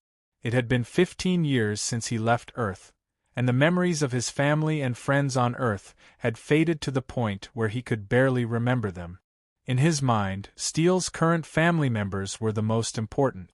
What he needed to do was to accompany them well, and at the same time, do his part for his dream. Even if he couldn't fulfill his dream of traveling through space, it wouldn't be a bad idea to leave it to his descendants. But before that, it's better to explore the world under my feet. Sue laughed at himself, thinking that he really wanted to fly before he even learned how to run. Sue turned around to look at the brightly lit window above the sunken office building. He thought that Kennard was probably more anxious than him right now. He couldn't wait to bring the other continents under the New Flyer's control. However, this matter could not be rushed. Sue and Kennard had just discussed for more than 2 hours, and they had only preliminarily determined the scale of the reinforcement fleet and the main candidates to be sent. There were many specific decisions that required more detailed understanding before they could be made. Thinking of this, Sue took out a magic communicator from his pocket. "Hey, Sue, you haven't slept yet?" As soon as the magic communicator was connected, Mentor Carmilla's slightly tired voice came from it. "Grandpa, you haven't slept either." Sue smiled. "How is Miss Cassandra now?" "She's doing very well, but I'm not doing so well." Su-yi was slightly shocked. What's wrong? There was a moment of silence on the other side of the magic communicator. Then, Mentor Carmilla asked, Kid, where are you now? I just came out of the main building. What's up? Come to the old place in the north. I have something to tell you. Mentor Carmilla hung up after saying that. Su-yi glanced at the magic communicator in shock. He wondered what was wrong with Mentor Carmilla today. She had been acting strange ever since she saw Cassandra. Is it because she was too shocked to see the legendary Dragon Queen? Su-yi cast a flying spell on himself in puzzlement. While thinking, he quickly flew to the north of the main base. About 20 minutes later, Su-yi flew out of the range of the new Flight Commerce main base. Soon, he sensed the magic waves deliberately released by Mentor Carmilla. Grandpa, what are you doing here? Su-yi landed on a mountain and asked Mentor Carmilla, who was staring ahead and thinking about something. Look, that dragon is still watching Love and Hate in the Pollock dynasty. Mentor Carmilla pointed to the front left. Su-yi looked in the direction she pointed and saw a cluster of light flashing in a valley there. It was the flickering light of the illusions projected by the magic illusion projector. Under the illumination of the light, it could be clearly seen that a dragon was lying in the center of the valley, staring at the illusions attentively. Su-yi was a little speechless. A dragon was so obsessed with watching TV series. It was really strange no matter how he looked at it. I've already been watching it for several hours and it has been staring at the illusion the entire time. Other than eating a meal, it hasn't moved at all. Archmagus Camilla continued. This kind of behavior really makes me wonder if it's really the legendary dragon clan. Su-yi shook his head with a bitter smile. It's not just you. I am also a little doubtful. The legendary dragons are all extremely vicious. Why is Cassandra's temperament so gentle? She even likes to watch the TV series made by us humans. You are wrong. The dragon clan isn't completely evil. Mentor Carmilla shook her head. According to my research on the dragons, this dragon should be from the red dragon family, which has the largest number of dragons. It has always been known for its gentle nature. Noir and the others were lucky to have met a red dragon. If they had met the most violent black dragon, the result might have been completely different. Oh? The dragons are divided into red dragons and black dragons? It's not just these two types. There are many other types, but the records are not complete, so I don't know very well. Then you didn't ask Cassandra clearly just now? Su-yi asked. I have more important things to ask her, so I didn't ask these questions. Mentor Carmilla shook her head. More important things? Su-yi looked at the serious expression on Mentor Carmilla's face, and his heart skipped a beat. Grandpa, you seem to know something? Mentor Carmilla turned to look at Su-yi, and her expression became very serious. Su-yi, do you know what race ruled this continent before the elves? Su-yi was stunned. I don't know. According to all the signs historical records that Su-yi had flipped through, it only said that the elves had ruled this continent before the humans, but it never said who the elves were before. It's the legendary Abyss Demons, Mentor Carmilla said in a deep voice. According to the legends, the Abyss Demons were a powerful race whose individual strength was comparable to the dragons. They also had a reproductive ability that was only inferior to the elves. So before the elves, the Abyss Demons completely ruled this continent and even the entire world. Then, nearly 10,000 years ago, for some reason, the Abyss Demons suddenly disappeared from this continent, and the elves ruled this continent. Oh, and then? Su-yi blinked, a little confused. Even if the Abyss Demons were really as terrifying as the legends said, nearly 10,000 years had already passed. What did it have to do with the present? According to the legends, the Abyss Demons did not completely disappear. They just retreated to another plane. They will wait for 10,000 years before reappearing in this world and ruling all the continents again. At that time, it will be the end of all races. According to the legends, this day will be the end of the world. Su-yi grinned and almost laughed out loud. Although Mentor Carmilla's expression was unusually serious when he said this, and his tone was unusually heavy, no matter how Su-yi looked at it, he felt that he was an old swindler. Perhaps sensing Su-yi's thoughts, Mentor Carmilla glared at Su-yi. Kid, don't doubt it. This legend is not only among us humans, but also widely spread among the elves. If you don't believe me, you can ask Elder Elucia and the others. I didn't believe in the legends of the dragons before, but in the end? Now, a living dragon has appeared in front of me. Su-yi quickly straightened his face and nodded. I will ask. But Grandpa, you said that the abyss demons will appear in this world again. How did they appear? Did they cross over from another plane? That's something no one knows. There are very few records about the abyss demons. I only came into contact with some by chance, so I don't know much more than you. But I think the elves have more records about this. Tomorrow I will ask Elder Lisanyo about it. Su-yi gave a shrug and didn't comment. As a mechanical engineer from Earth, Su-yi had always been skeptical about this so-called legend that had been passed down for tens of thousands of years. The passage of several hundred years was enough to distort the facts of everything that had happened, let alone the passage of nearly 10,000 years. Since the so-called abyssal demons had been driven out of this continent and even out of this world 10,000 years ago, the other races on this continent, especially the human race, had already developed to become extremely powerful after nearly 10,000 years. Even if the abyss demons appeared again, what threat could they pose? Seeing Su-yi's disapproving appearance, Mentor Carmilla knew his character and was too lazy to say more to him. Okay, anyway, I just want to mention this to you. Whether you believe it or not, it's best to be prepared. After that, Mentor Carmilla pointed to Cassandra in the valley in the distance. I know you must be careful. You must have something to say to it.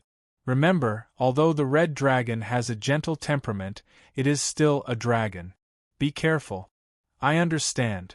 Su-yi nodded. Seeing Mentor Carmilla's figure disappear, Su-yi rubbed his face and flew to Cassandra, who was still staring at the illusion intently. Chapter 1031. Hey, Cassandra, is it good? Su-yi waved his hand at Cassandra, who was watching the Pollock Dynasty illusion. I heard you watched it all day today. Cassandra didn't even look at Su-yi. She just nodded and didn't say anything else. Seeing her like this, Su-yi thought for a bit before sitting next to her and watching it with her. Strictly speaking, Su-yi could actually be regarded as one of the screenwriters of this Pollock Dynasty.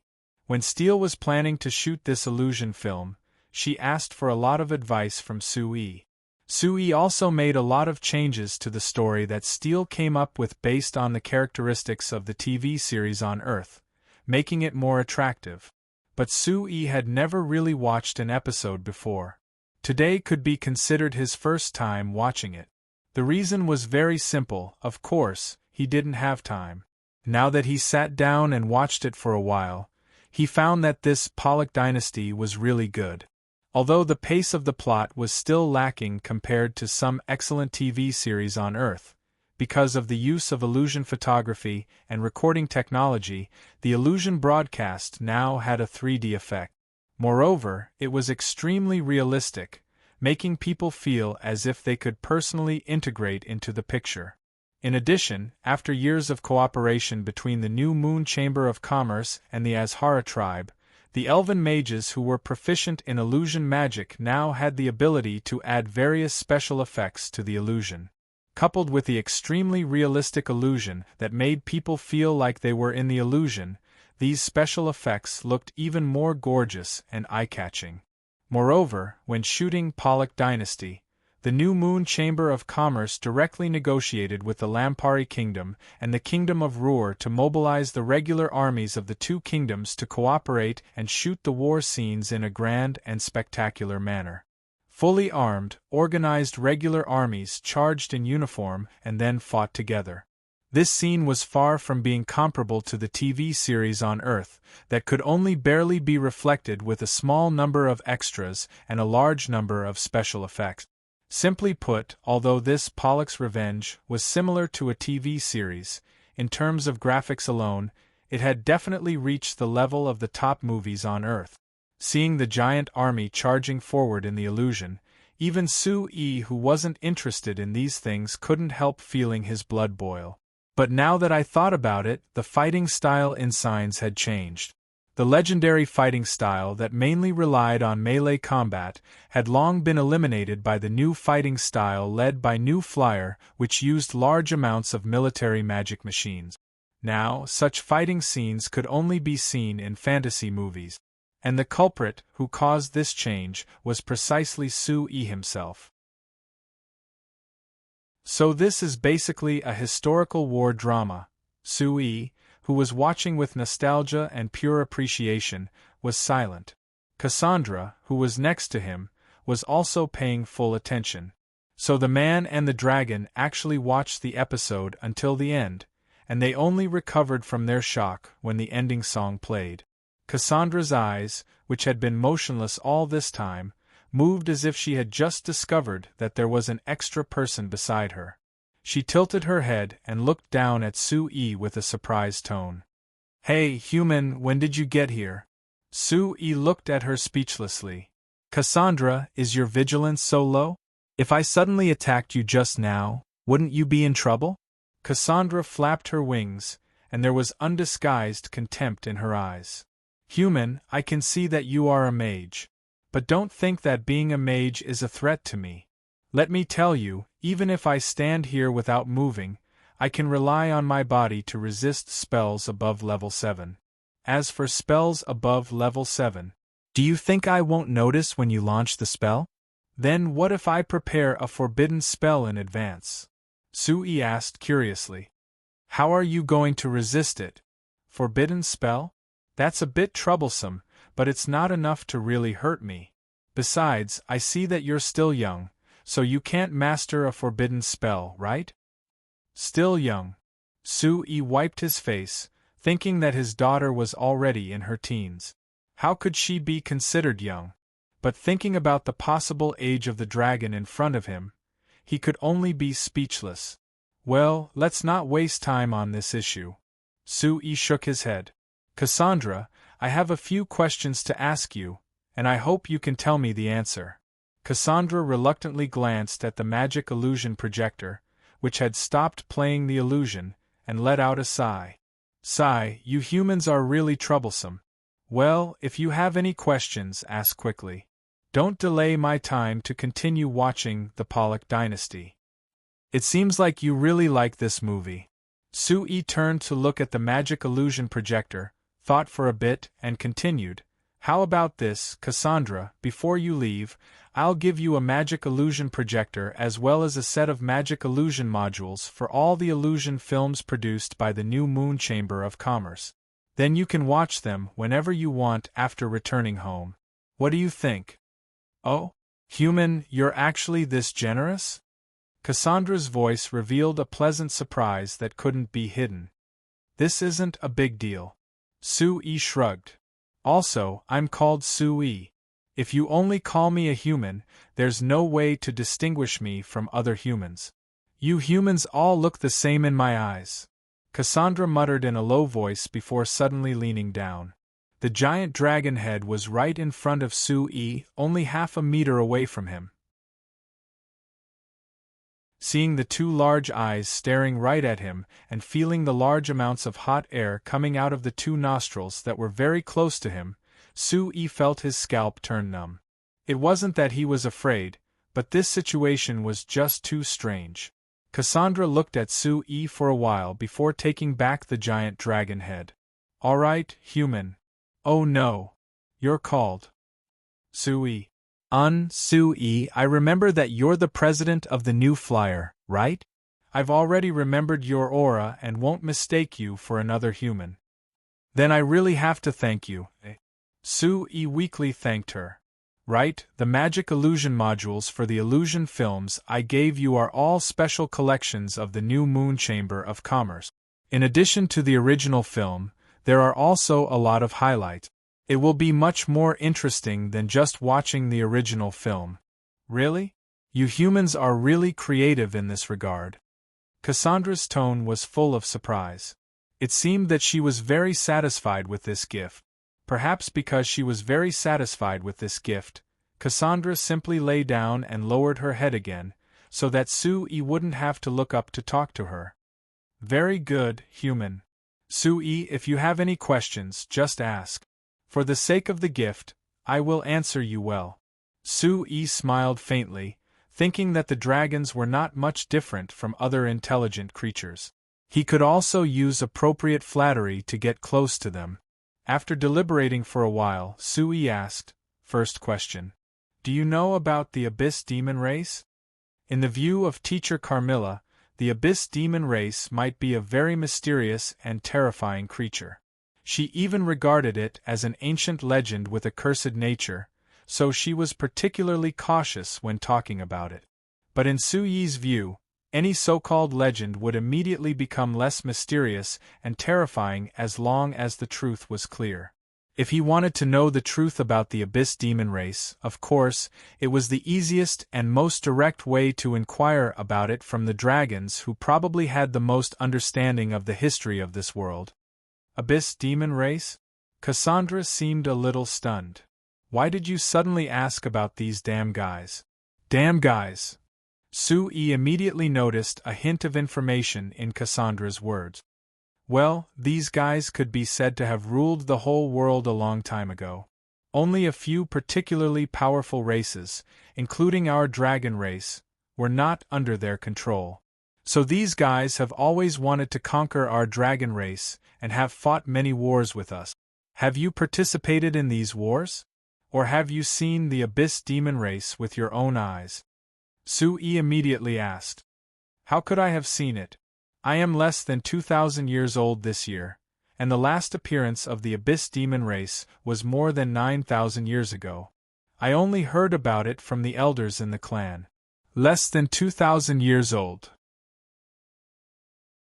Sue-E was secretly speechless. Cassandra's age was even several times that of Elder Alicia and the others. As for humans, they were simply not qualified to be compared with her. However, she was only a junior in the dragon race, which showed the incomparable vitality of the dragon race. Then do you know a legend about the Abyss Demon race? It is said that when the Abyss Demon race left this world, they claimed that they would return and reoccupy the whole world after 10,000 years. TSK with just them? Cassandra let out a disdainful sneer. These guys were driven out of this world by the elves a long time ago. It can be seen that they were no match for the elves at all. Later, the elves were replaced by you humans. It can be seen that you humans are stronger than the elves. So what if these guys really come back? Could it be that after hiding for thousands of years, their combat power has become many times stronger? Sue-E was slightly startled. From Mentor Carmilla's extremely solemn and cautious expression, he thought that the Abyss Demon race was a terrifying existence. However, with Cassandra's reminder, he found that these fellows had been chased away by the elves a long time ago, and the elves weren't a match for the humans. Based on this relationship, even if the Abyss Demons stayed on the Signs continent, they were far from being able to compare to the humans. Of course, this inference was too straightforward. The real relationship between strength and weakness was not so simple. But no matter what, through Cassandra's answer, Sue-Yi's nervous mood because of what Camilla had said before his death instantly calmed down. Chapter 1032. After confirming that the Abyss Demon race wasn't like what was described in some fantasy novels, where they would descend like a great demon king and bring the end of the world, Sue-Yi's expression relaxed. Hey, Cassandra, do you know how many dragons are left? Sue-Yi asked another question he was concerned about. Cassandra let out a breath, like she wasn't interested in this question at all. You humans always like to ask this kind of question. To tell you the truth, I don't know. You don't know? Of course, why do I need to know the answer to this kind of boring question? Cassandra asked back. Is there any meaning to this? Of course there is. Knowing how many clansmen you have, wouldn't it strengthen your sense of identity with your race? Sui was a bit confused. So, this is a question only you humans would consider because you humans are a race that likes to stick together. As for us dragons, we are a race that is born with strong individuals. We don't need to stick together to live well, so why do we need to consider how many clansmen we have? Sui suddenly felt that Cassandra's words were very reasonable and he couldn't refute it for a while. Indeed, dragons were born with strong individuals and strong vitality. Even if they left their group to live alone, they would still be able to live well. They weren't like humans who lived in group. But according to the information you brought back, you shouldn't be the only one on the island our fleet arrived at, right? Sui asked. This isn't strange, because the environment on that island was very suitable for us red dragons to live in and it was big enough. Many clansmen were too lazy to find a new place to live after finding this island and settled down there. Cassandra looked down at Sui. If it wasn't for your company's fleet strangely coming over, I wouldn't have left that island even after several thousand years. Sui looked back at the magic projector and thought that this dragon kept saying that she was lazy, but she flew close to 10,000 kilometers to this far place. Could it be that she was interested in the magic illusion film? Cassandra, other than you, are there any other dragons interested in this thing? Sui pointed at the magic projector and asked. Of course. To be precise, all of our people like this new toy that your fleet brought. I just like it a little more than they do. That's why I asked for this mission from your fleet, because I can't wait to see the sequel of the Pollock Dynasty, Love and Hate. I never thought that other than the Pollock Dynasty, there would be many other good illusions, so I'm very happy.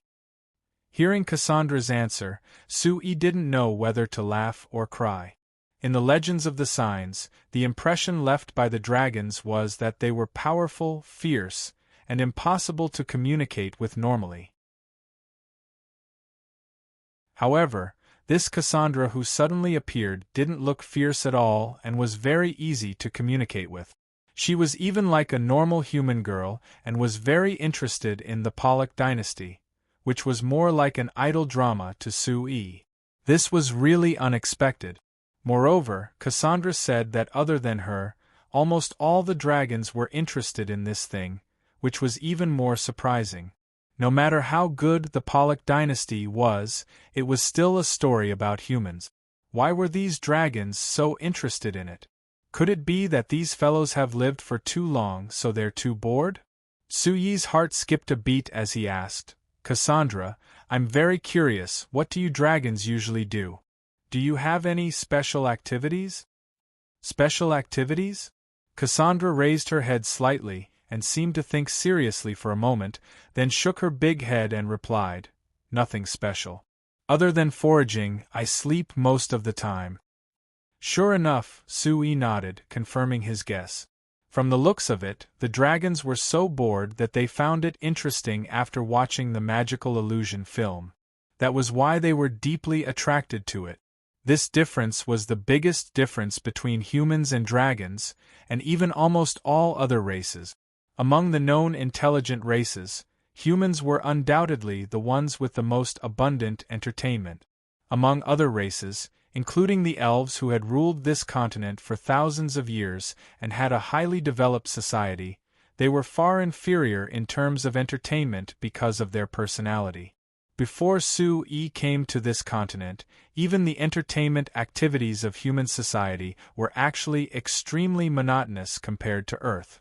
So the magic illusion film that Sui copied from Earth was very popular among humans and was also welcomed by the other races.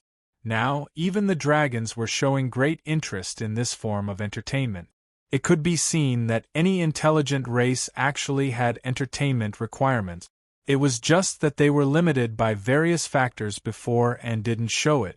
Thinking of this, Sui looked up at Cassandra and a bold idea came to his mind. ##### The hot summer finally left reluctantly.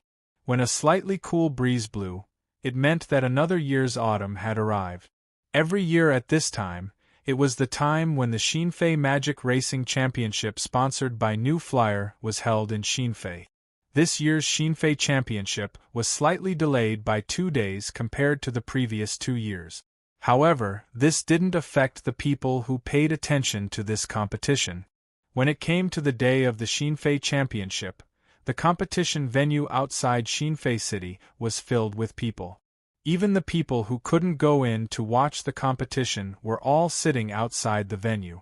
They were all focused on the magic illusion outside the venue, not blinking at all.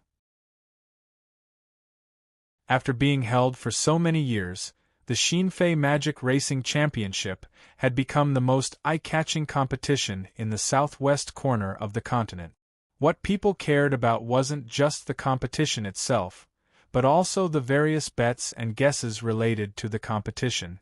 According to the incomplete statistics of some newspapers, before and after each Xinfei Racing Championship, the minimum amount of money involved in the bets would be over 5 million gold coins. It was even enough to match the annual income of a small country. As for the competition itself, just the Frestex Station competition alone had earned 1,400,000 gold coins from the ticket, because the price of a single ticket was 100 gold coins and it could even be sold at a higher price by scalpers. For many people, being able to watch a competition was already a symbol of status. Of all the seats in the venue, the best seats were also the most expensive. There was no doubt the seats closest to the rostrum, with the lowest price being 500 gold coins per seat. As for the rostrum, the only ones who could sit there and watch the competition were the truly important people invited by New Flyer. Not to mention normal citizens, even normal nobles and merchants didn't have a chance to sit there. So normally speaking, there were quite a few seats left on the rostrum, but it was rarely full. There wasn't even a chance to fill half of the seat. However, when the competition officially began today, the rostrum was almost filled with people. There was also a group of fully armed New Flyer guards surrounding it, making it very heavily guarded. It could be seen that there was definitely a truly important person who came to watch the competition today. When people saw New Flyer's chairman Su Yi appear on the rostrum, they were even more certain of their guesses. Chairman Su rarely came to watch the competition. He was always with an important guest. With Chairman Su's current status, if he needed to personally accompany someone, it had to be a truly important guest, an important person that normal people couldn't touch. But no matter how hard the people looked, they could only see that the person walking beside Su Yi was a young girl who was rather petite compared to Su Yi, but they couldn't see her face at all. This made everyone very confused. It wasn't strange that they couldn't see the young girl's face, because everyone knew that there were many special magic arrays around the rostrum. Chairman Su was also a powerful great magician, so if he didn't want others to see the face of the important guest beside him, he had many methods. But the problem was, why did he place so much importance on this important guest that he couldn't even let others see her face? If others knew that as the ruler of a country, I personally came to watch a magic race car race, wouldn't they be very surprised? Seveni looked around the rostrum and found that quite a few people were looking over with curious gazes, so she couldn't help giving a self-deprecating laugh. Su Yi on the side gave a shrug. Actually, I feel that you're thinking too much. Even if you openly told everyone that you came to watch the race, I don't think anyone would say anything. Seveni gave a soft sigh. Who told all the newspapers in the country to be watching my every move, so they will report everything I do? You know, Su Yi, not everyone in the Lampari Kingdom supports me. Then let them talk. What is there to worry about? Su Yi still had a look of disapproval. If it's just a normal daily life report, it will increase your exposure and increase your popularity in the Lampari Kingdom, which is a good thing. If they go too far, it's even easier to just get rid of them. It's a pity that it's not as easy as you think. Seveni gave a tired sigh before revealing a smile. All right, we're here to watch the race today. Let's not talk about these unhappy things. Tell me, which car is Cassandra in?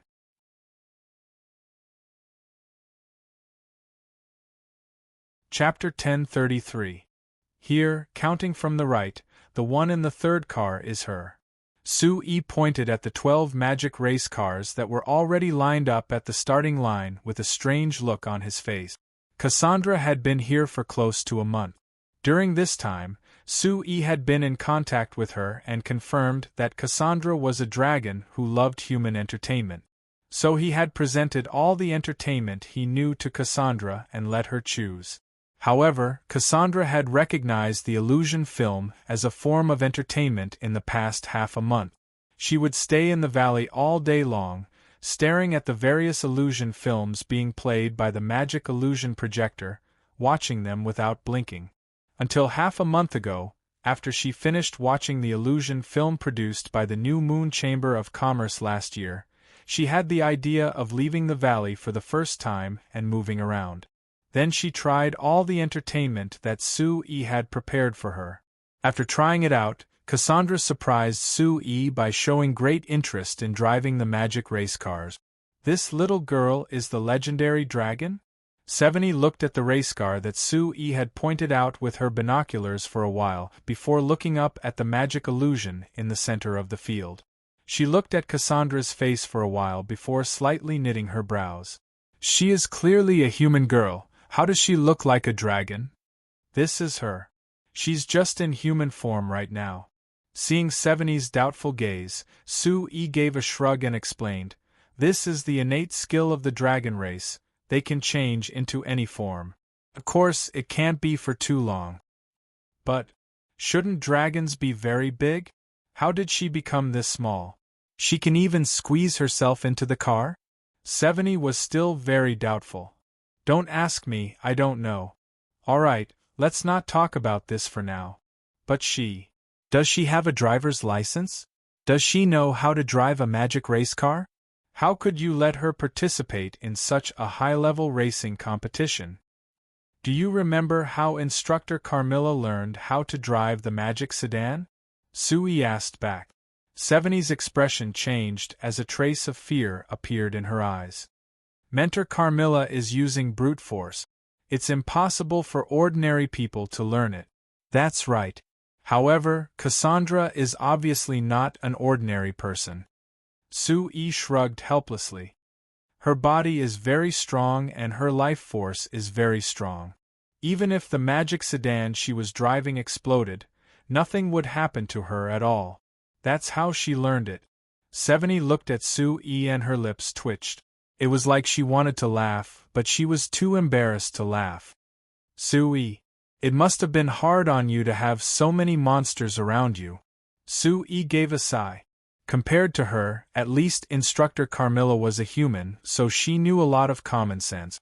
But Cassandra was a dragon, so common sense didn't mean anything to her. So he had suffered quite a bit because of Cassandra. But the dragon race really was the most intelligent race in the legend. Cassandra's learning ability was shocking, and in less than a month, she had already learned many things that she was interested in.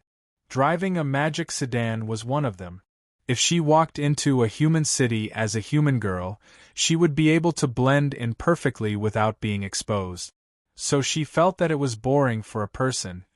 Oh no, it was boring for a dragon to drive a magic sedan.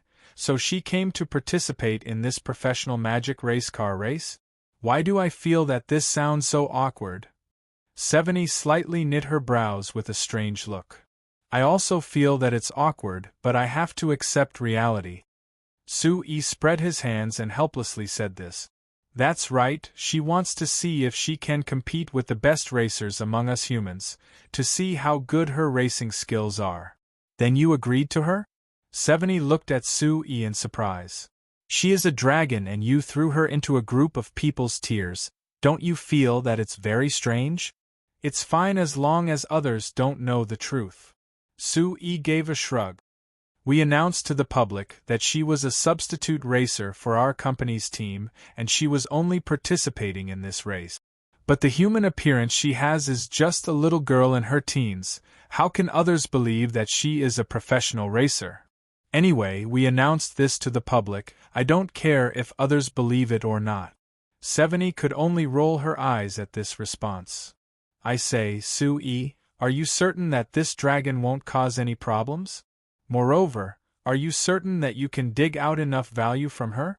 She is a dragon in the end, and although I heard you say that she was very gentle after appearing, I'm still worried. Will she suddenly turn hostile? Relax. I've been chatting with her during this time and found that she's quite easy to get along with. She's like a normal human girl most of the time. She's filled with curiosity towards the outside world and doesn't need to be vigilant. As for turning hostile, although I don't know how strong she is, she shouldn't be as strong as me, so there's no need to worry. Is that so? Seveni suspiciously looked at the fire-red magic sedan in the distance that was about to set off before giving a nod. That's right, although dragons are said to be very strong, she is still a young dragon, so she can't be stronger than a human 5-star great magician like you. Then Sue, are you certain that the information she brought back is true? I'm not 100% certain, but I feel that there shouldn't be a problem. Sue replied. Then what are you planning to do?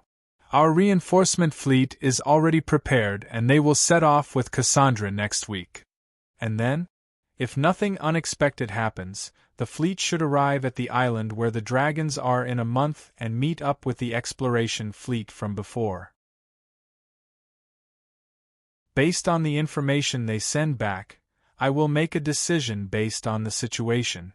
But one thing is certain, as long as the Demon Cloud continent exists, we have to build a front-line base. Seveni nodded and fell silent. Seeing Seveni fall into thought, Sue smiled and didn't say anything else. As for the news of Cassandra suddenly appearing, Sue had tightly sealed it. Up to now, other than him and the other people in the Frestec Chamber of Commerce, only Seveni knew about this matter. Seveni was shocked when she learned of this news, but then she quickly grasped the more important information hidden in this news. Seveni attached great importance to this information, so she personally came over from the Lampari Kingdom just to see Cassandra and decide what to do next. Sue revealed this information to Seveni because he wanted the Lampari Kingdom and New Flyer to participate in the development of the unknown continent. Seveni was the queen of the Lampari Kingdom, so it was impossible for her to not think of the benefits, so Sue wasn't worried that she wouldn't be willing. The only problem was how much determination Seveni had. Sue didn't rush her and turned to look at the track. The warm-up before the race was over and the audience that had been watching the rostrum were now focused on the track, waiting for the race to begin. On the giant screen in the center of the track, the 12 cars roared at the same time, indicating that they would charge out at any moment. On the other side of the screen, there was a giant number that kept changing. This was the countdown to the start of the race. 10, 9, 8. The audience loudly shouted as the countdown changed. 3, 2, 1. Hong! The 12 magic race cars roared as they charged off the starting line. The crowd also broke out in deafening cheers at the same time. For a while, the entire race was filled with a wild atmosphere. Seveni trembled, as if she had been woken up by this loud sound. She stood up and looked at the 12 cars that were as fast as lightning. Her eyes were focused on the fire-red car with the Cassandra style. After thinking for a bit, she gave a slight nod to Sue. Sue, I'm very interested in investing in the development of the new continent, but I have a question. Our Lampari Kingdom doesn't have a fleet that can sail across the seas, so how can we participate in this project? It's very simple. You can provide various materials and people to help build this base. I believe that the people of the new continent will have a large demand for our products, so they will definitely welcome magic machines. Seveni slightly knit her brows, but I'm very interested in the Demon Cloud continent.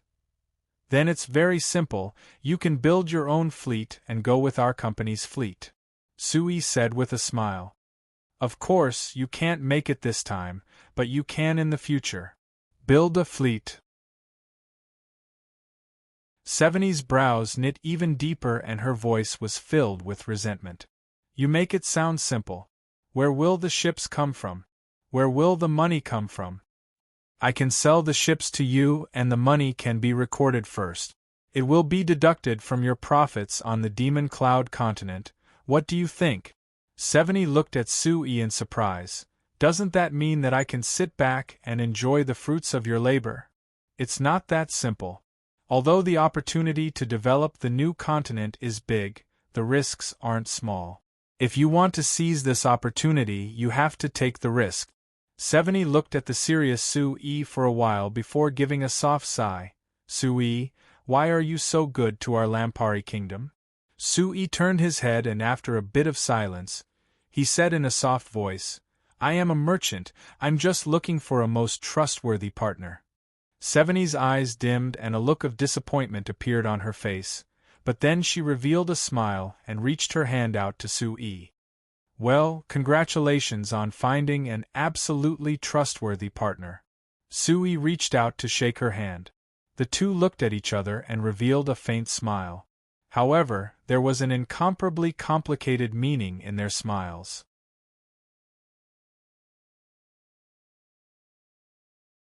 Chapter 1034. The 10th Xinfei Magic Racing Car Championship had officially ended in Xinfei City. The final result was as expected, the Xinfei Racing Car team had taken first place. But what was unexpected was that a team normally had two racers. With the strength of the Xinfei Racing Car and the fact that this was Xinfei City, the Xinfei Racing Car should have taken the first two places. But they only took one place this time.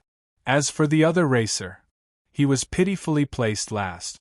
This last place wasn't because of an accident that forced him to retire, rather it was because he finished the entire race. This result fell into the eyes of everyone who paid attention to this race, and they all felt it was a bit unbelievable.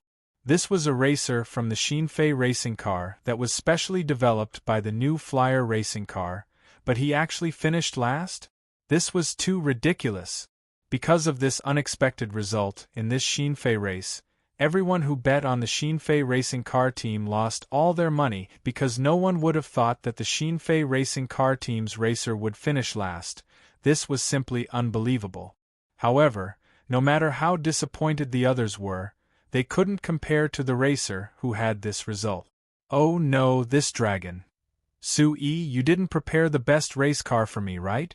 Cassandra angrily looked at Sui, her eyes almost popping out. If it wasn't for the fact that she was still in human form, Sui didn't doubt that she would spit out flames. How could that be? Sui quickly raised his hand to show his innocence. The race car we prepared for the team was the best and there were experts who tested it, so it was guaranteed to be in the best condition for the race. Then how could I be in last place? Cassandra was still angry. Sui was in a daze. He couldn't just say that your driving skills were too bad, so it was natural for you to be in last place, right? It was a good thing that Cassandra was just venting because she was in last place. Actually, she knew that it was because her driving skills weren't good enough. She had already experienced it during the race. Sui, other than those illusion films, give me another magic race car. Cassandra paused before continuing. For a moment before continuing. Of course, I won't take your gift for nothing. I promise that I will do my best to help the people from your company. Sui's eyes lit up as his heart filled with joy. It wasn't easy to obtain the promise of a dragon. If he could obtain Cassandra's promise with some illusion films and a magic racing car, it would be too worth it. All right. Sui quickly agreed. After thinking about it, he deliberately knit his brows and said, but there is a problem. Cassandra, you have been in contact with magic racing cars for a while, so you should know that magic racing cars can break. So it needs to be maintained and repaired when it breaks, so even if I give you a magic sedan, you won't be able to use it for long. Is that so? Cassandra's two dark red eyebrows, which looked like two small swords, frowned slightly. Then what do we do? There are two solutions. One is that, if there is a problem with the magic racing car, you can bring it back here for us to maintain. That is too troublesome. I live over 10,000 kilometers away. It would take me 10 days to get there even if I flew at full speed. Cassandra immediately shook her head to reject this plan. Then we can only use the second plan. Our company will open a magic car maintenance workshop on your side, specialized in maintaining your magic racing car. Alright, it's this plan. But Cassandra, do you know how much investment it would take for us to cross over 10,000 roads to open a magic car maintenance workshop on your side? Sue-E looked at Cassandra with a strange look. Cassandra curled her lips. You humans really like to beat around the bush. I understand what you mean. Isn't it just money? How about this? After all these years, I've saved up some treasures that should be very precious to you humans. I can take out some to pay you, is that alright? I don't deny that you have the financial resources. But Cassandra, for our company, it isn't worth it to invest in a magic car maintenance workshop on your magic racing car. Sue said while shaking his head. Seeing that Sue was rejecting her, Cassandra couldn't help becoming angry. I say, Sue, why are you humans so troublesome? I just wanted you to give me a magic race car and you gave me a bunch of reasons in the end? Just say it if you don't want to give it to me. Do you think that we dragons are greedy people who like to take things from you humans? No, I didn't mean that at all. Sue quickly waved his hand. But compared to that, I have a better proposal. It can solve the problem of giving you a magic car, and it can also give our company more benefits. Oh? What good method do you have? Cassandra, you like watching illusion films, right? Nonsense. Then do the other dragons of your dragon clan like watching it? I don't know about the other clansmen, but the clansmen of Fire Rock Island should like it. You also like driving the magic car, right? Cassandra glared at Sue. Nonsense, didn't you see it? Then do you think your clansmen will like it? Cassandra looked at Sue in surprise before shaking her head. I don't know. Why are you asking this? Since you don't know now, let's give it a try. Sue revealed a smile that was filled with enticement. Cassandra, when you set off with our company's fleet in a few days, other than giving you a magic car, I will also give your clansmen 50 magic sedans, 100 magic projectors, and 3 large-scale magic illusion projectors in the name of our company. As for how these things will be distributed, it will be up to you to decide. What do you think? Cassandra was surprised as she looked at Sue with a doubtful look. Why are you doing this?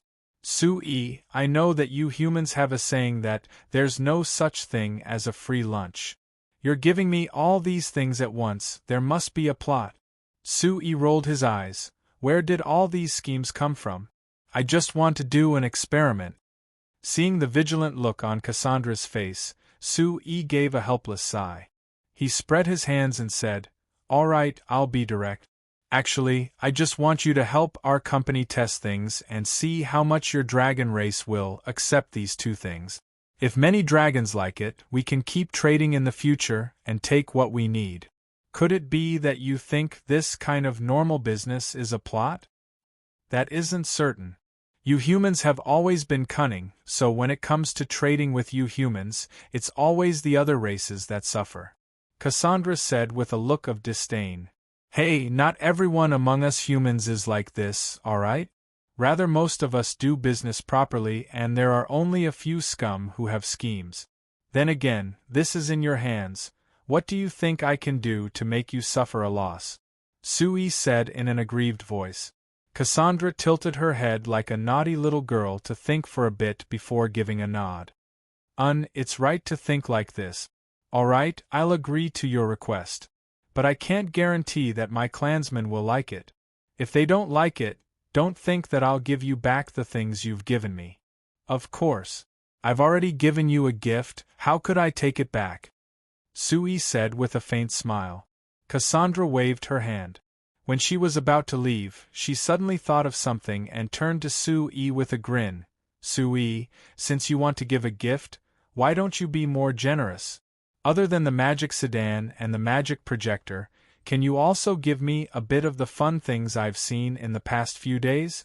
Perhaps my clansmen will be interested in other things? Sui couldn't help blinking as he looked over Cassandra again. Who said that this dragon only had the intelligence of a little girl? Right now, she was clearly smiling like a cunning human merchant. After looking at Cassandra, Sui could only helplessly nod through gritted teeth. All right, I'll promise you. As long as it's something you're interested in, I'll let you bring a bit back. Cassandra immediately revealed a smile. She stood on her tiptoes and patted Sui's shoulder. Sui, you are a very good human, I like you very much. All right, I'm going to try out the magic sedan now. Come find me after you've prepared everything. After throwing down these words, Cassandra ran off without a trace. Sui could only watch her leave with a bitter smile, thinking that he really had underestimated the intelligent races other than humans. Especially the dragons who were said to have high intelligence, they definitely weren't that easy to trick. Sui, you really are powerful. Seveni came over from the side, looking in the direction Cassandra disappeared in as she gave an emotional sigh.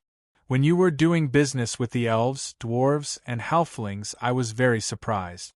I never thought that you would be planning on doing business with the dragons. Sui gave a shrug. This isn't anything strange. The dragons are beings with needs, and as long as there are needs, there is a possibility of trading, right? Seveni looked at Sui with a strange look. Sui, you always emphasized that your identity as a merchant was more important than being a magician, but now I feel that. You really are clear on your position. Sui laughed. This is called sticking to oneself. How about it? Seveni, are you interested in doing some business with the dragon race to practice? Just as a test for developing the demon cloud continent in the future? Seveni turned to look at the fire-red magic sedan driving off from Shinfei City, and her eyes revealed a look of expectation as she slowly nodded. All right, I'm looking forward to it.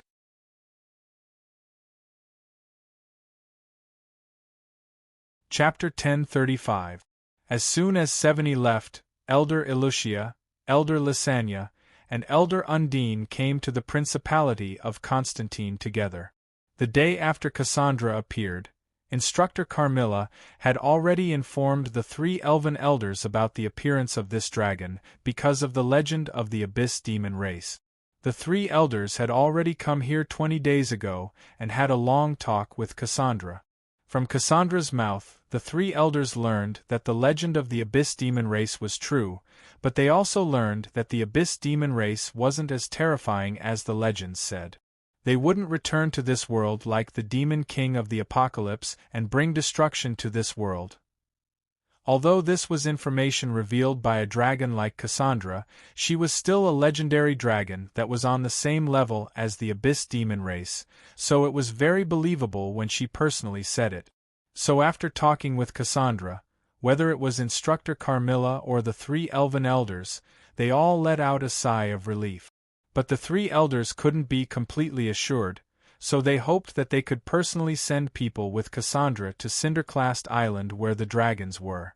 They wanted to ask more dragons and other ancient races that might exist on the Demon Cloud continent for information about the Abyss demon race. This time, they came together again to send over the people they had selected.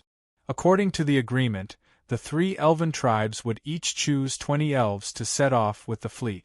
Other than communicating with the dragons and other races, they also had the intention of sending reinforcements to the elves in the first exploration fleet. But when Sui saw the 3 elders, he found that there were 50 elves behind each of them. Sui looked at Elder Elucia in surprise.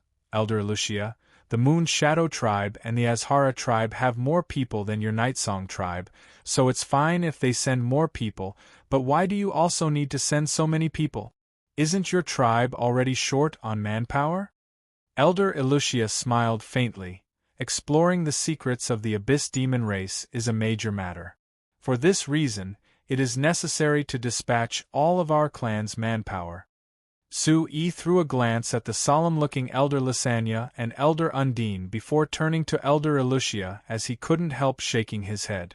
I say, Elder Elucia, I admit that you've learned some of our human disguises, but if you want to disguise yourself in front of me, you're still too inexperienced. Elder Elucia blinked and asked, Is my disguise really that bad? It's that bad. Sue-E nodded solemnly. He then looked at Elder Lysania and Elder Undine and asked in a deep voice, All right, just tell me what you want. We've been old friends for so many years.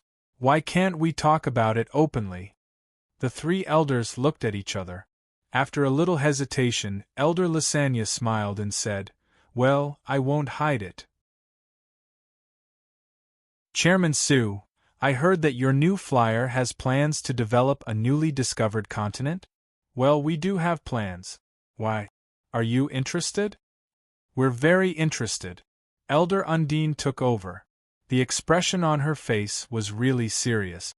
Chairman Sue, as you can see, science has been completely controlled by you humans. We elves can't get much room for development. Now that a new continent has suddenly appeared, I think this is a good opportunity for all elves. You mean you want to go to the Demon Cloud continent and create your own territory for the elves? Sue frowned and asked, Three elders, it's not that I look down on you, but with your current strength, do you really think you have the ability to do this? The Demon Cloud continent was not completely devoid of other creatures. Maybe there are more powerful races than us humans? So we need to explore first, right? Elder Lysania replied. Right now we're only proposing this idea. As for how to implement it, it will depend on the specific situation. Of course, I think the most important thing is to get the support of Chairman Sue and the new flyer. Su-Yi's eyes swept over the three elders and saw that they weren't joking. It has been more than 15 years since he came in contact with the Night Song tribe led by Elder Elucia. In these 15 years, Sue and the Elven tribe had been closely cooperating. He even married Agnes and Tvisty, these two elven wives. It could be said that his relationship with the elves was very close. He knew better than any human how much the elves yearned for living space. And just as Elder Undine said, the Signs was now almost completely controlled by humans, leaving very little space for the elves to live. So now that there was a whole new continent in front of them, it was no different from a piece of delicious barbecue in front of a person who had been hungry for a few days.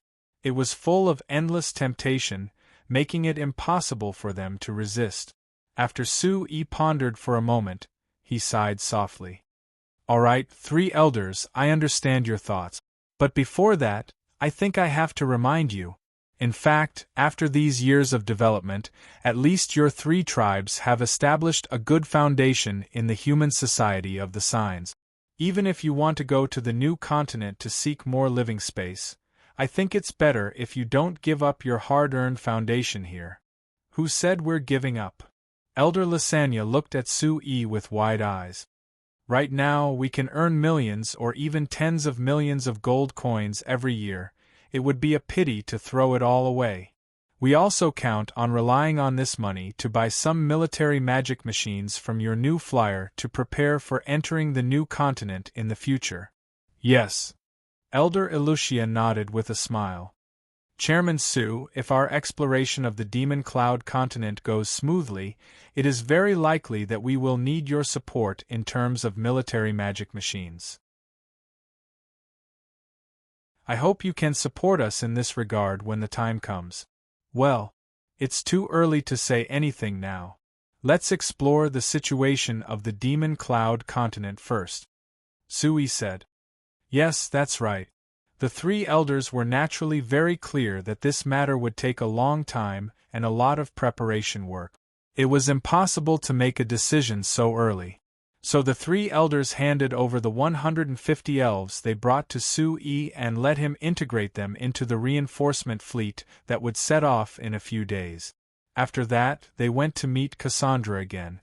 As the oldest intelligent race on the Signs, although they were much younger than Cassandra, because they had inherited many inheritances from the elves, they knew more about the ancient legends of the continent than the average person. Many of them could be verified by Cassandra. However, when Su-yi took them to the valley where Cassandra had been hiding every day during this period, they did not see the huge dragon at all. Don't tell me this guy ran off to play again? Su-yi had a headache. Cassandra was now very important to the new flyer. Whether it was the reinforcement fleet or the exploration of the new continent, she had a lot to do with it. However, she was a legendary dragon, and they could not keep her as a prisoner all day long to prevent her from suddenly running away. However, she had great curiosity about the various novelties in the new flight commerce main base. When she was not watching fantasy movies, she would run around everywhere. Fortunately, she had always remembered Su-yi's instructions to transform into her human form when she went out to play. Otherwise, she would have caused a lot of trouble long ago. After looking around and making sure that Cassandra should not have run to the nearby mountains to play, Su-yi took out a magic communicator from his arms. "Hello, Heart, where is Cassandra?" Because Cassandra could not be treated as a prisoner and could not be allowed to run around, Su-yi asked Heart, the captain of the guards, to personally lead a team to follow Cassandra. In addition to meeting some of Cassandra's requirements, it was also to prevent her from causing any trouble and to conveniently grasp her whereabouts. After a while, a crisp voice sounded from the magic communicator. It was not Heart, but the familiar voice of Akali. "Mr. President, we did it! We did it!" Su-yi was startled. "What did you succeed in? Is it the project you've been researching recently? Let me think. Could it be the transmission of magic wave signals? Yeah. Oh no. That's not it either. But it can also be said that this is the case." Akali's words were a little incoherent. It seemed that she was too excited and could not organize her words for a while. While Su-yi was puzzled, there was also a trace of excitement in his heart. Akali's research project was about the magic communication network. If she could make a major breakthrough, it would bring them one step closer to the goal of successfully creating a complete communication network in this world. And if they could have a complete communication network like on Earth, Su-yi would not need Cassandra, a dragon, to transmit messages. Instead, they could directly maintain contact with the ocean exploration fleet 10,000 kilometers away, which was undoubtedly much more convenient. Thinking of this, Su-yi realized that he did not make this call to ask about the progress of Akali's research. Although this was also very important, he wanted to ask about Cassandra's whereabouts. "Wait, Akali, why did you answer this call? Hearts? And what about Cassandra? Captain Hart is by my side. As for Cassandra..." On the other end of the magic communicator, Akali seemed to turn around and chat with the others before continuing. "Mr. President, I have to thank Miss Cassandra for the breakthrough in my research this time." Su-yi was stunned. How did Akali's research have anything to do with Cassandra?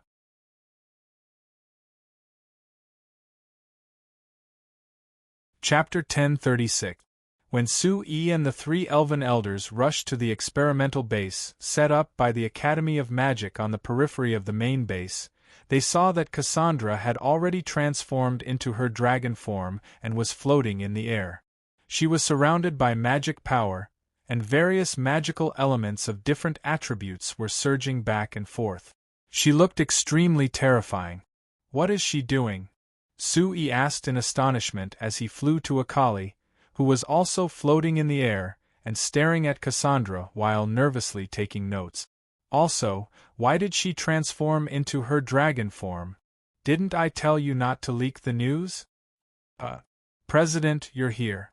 Akali just raised her head and glanced at Su-yi before turning her head to continue staring at Cassandra. She also casually instructed the other researchers around her to do something. Seeing that she was at her busiest, Su-yi shook his head and retreated to the side. The three elders who came with Su-yi also flew over. Elder Undine glanced at Cassandra and asked in puzzlement, "It seems that she's using the special dragon language magic of the dragons?" "Dragon language magic?" Elder Elucia and Elder Lysania looked at each other and shook their heads in unison. The Nightsong tribe and the Moonshadow tribe were not split from the Elven royal court like the Azhara tribe led by Elder Undine, so they did not retain much of the Elven heritage. They had only heard of the dragon language magic, but had no understanding of it at all. Now that they saw it with their own eyes, they realized that this magic was very different from the magic that humans had modified later on and the magic of the elves. It was indeed very likely that it was the legendary dragon language magic. But the question was, what was Cassandra doing here with the dragon language magic? The three elders and Sue-Yi watched as Cassandra condensed more and more magical elements, and finally gathered together to form a huge elemental sphere around her huge dragon body. Then, the huge sphere made up of different magical elements gradually separated from her body and slowly floated into the air. The researchers who were still on the ground pushed out a strange-looking machine out of nowhere. They aimed the tip of the machine at the elemental ball that was already floating in the air. After a series of dazzling operations, the tip of the machine shot out a pale green magical light directly into the elemental ball. Then, the elemental sphere reacted, and a thin ray of light mixed with the aura of other magical elements shot out from it. It followed the path of the light green ray of light and accurately hit the tip of the sphere. All the researchers, including Akali, immediately showed expressions of fanaticism and surprise. They all gathered around the strange-looking machine and began to talk loudly. "Hey, Chairman Su, what are they doing?" Elder Lysania couldn't help but ask Sue-Yi. Sue-Yi shook his head. "Don't ask me. I don't know." "You don't know?" The three elders looked at Sue-Yi in disbelief. "You're the chairman of New Flyer. Don't you know what your subordinates are researching?" "That's not strange." Sue-Yi shrugged. "The research related to magic machines has now been subdivided into many categories. Although I've led the research in this area, it's impossible for me to be proficient in all aspects. However, they should be conducting research on the feedback of magic signals. This is a very important research in the establishment of a magic communication network." The three elven elders were confused. After looking at each other, they could only give up on the topic. At this moment, Cassandra had also discovered Sue-Yi. She flapped her wings and flew over. "Hey, Sue-Yi, you came to me so quickly. Have you already prepared the things that you want to give me?" "Not so fast." Sue-Yi shook his head and pointed at the three elven elders. "It's the three of them. They still have some things to discuss with you." "It's you guys again." Cassandra glanced at the three elders and revealed an impatient look. "Didn't I already answer your questions last time?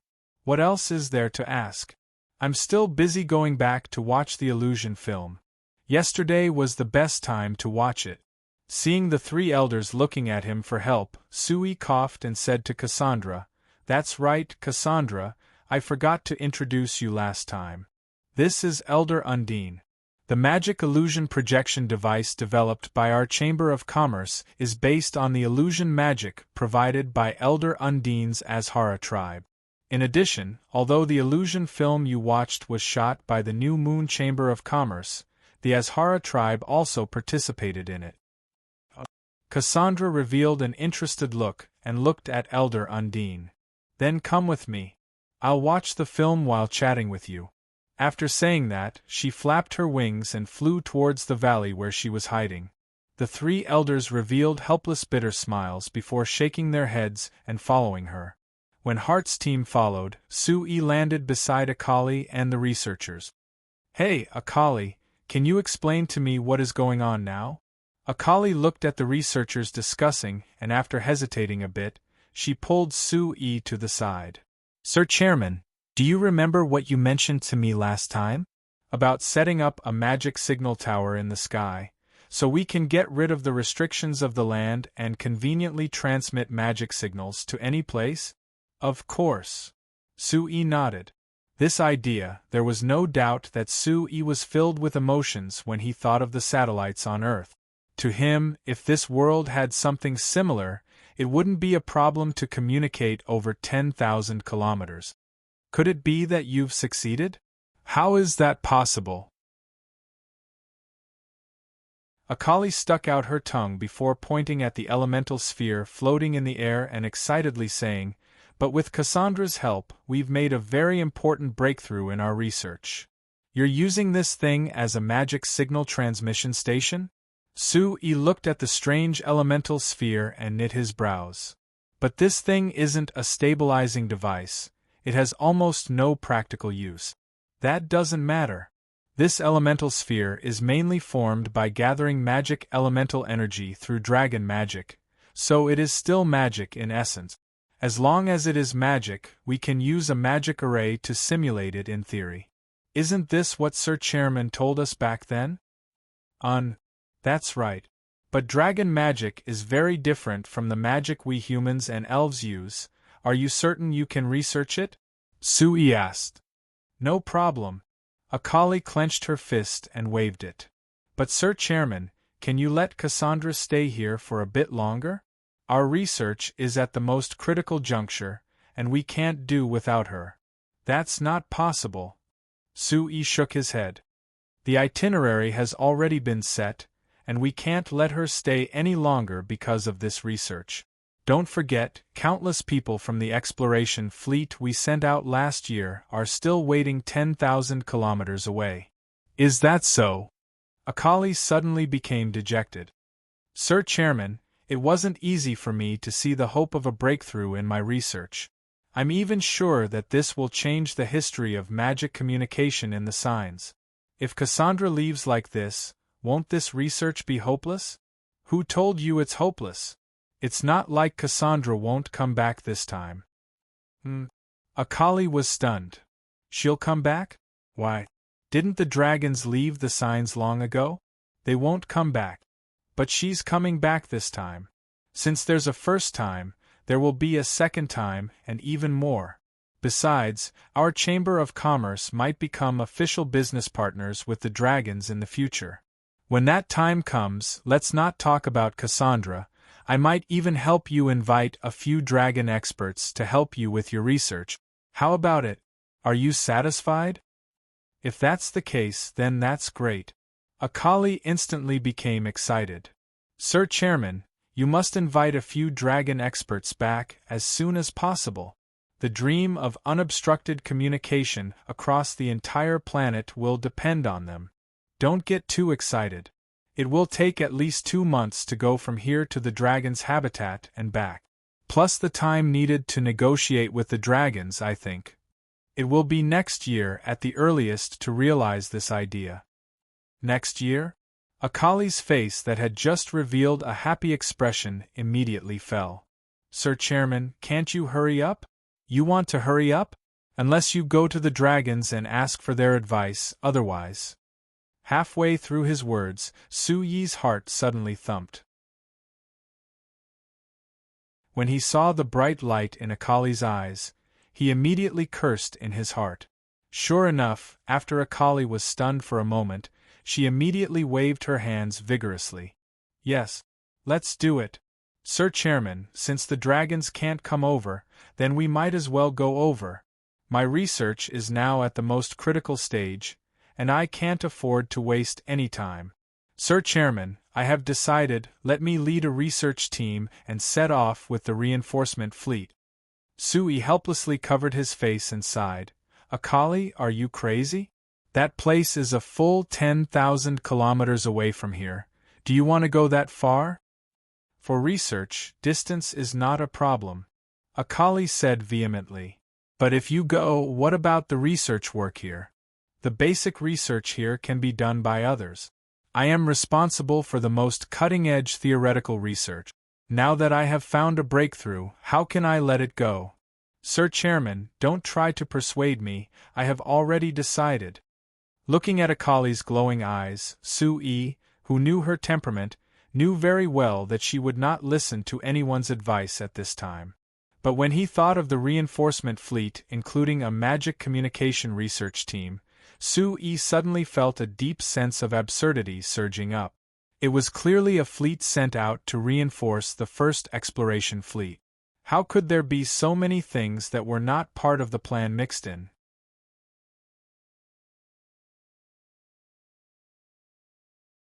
Chapter 1037.